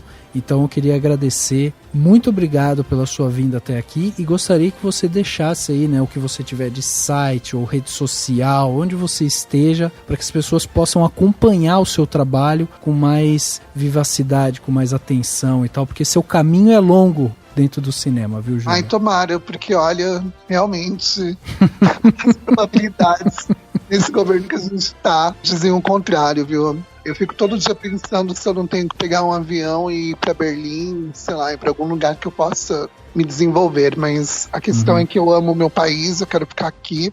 E acho que a gente tem muito trabalho para fazer aqui, muita coisa para ser conversada, para ser desconstruída. Isso é o mais importante. Sem dúvida. Tem que se desconstruir muito esse padrão, essa mentalidade tacanha, cafona que a sociedade impôs aí para todo mundo. E então queria agradecer a vocês pelo convite, achei muito massa. Fiquei muito feliz de ter feito isso nessa noite fria aqui de São Paulo. Que o meu cérebro fosse tá mais lento, mas vocês ativaram mesmo o Tico e o Teco, e aí a coisa fluiu. Porque eu tava realmente que bom. Catatônica. Eu tava aqui pensando, meu Deus, como que eu vou participar de um podcast nesse frio tão catatônica, tão lesa, assim? Eu colocava um cigarro na boca e demorava 5 minutos pra acender ele, entendeu? Tipo, Então é isso, obrigada. Obrigado, Júlia. Você tem alguma rede social, algum site que você queira passar? Sim, gente, por favor, me sigam no Instagram, me procurem lá, Júlia Catarine com THA, porque as pessoas ficam colocando THE e não é THA.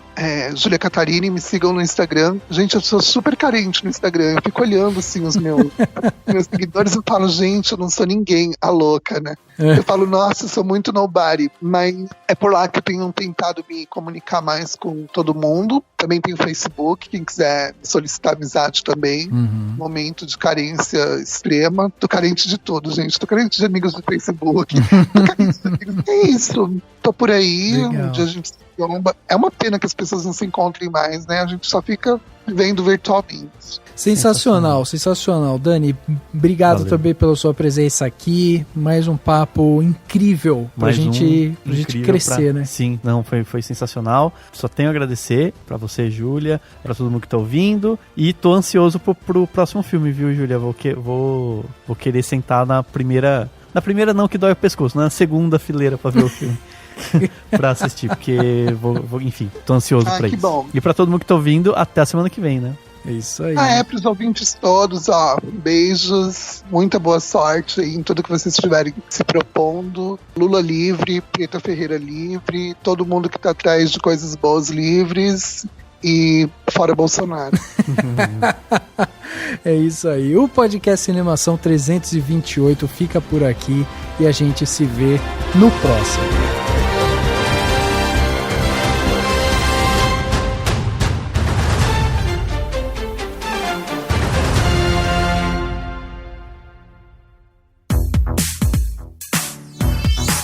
Esse podcast foi editado pela Isso Aí Design. Tudo isso é forma com função. É design estratégico. É isso aí.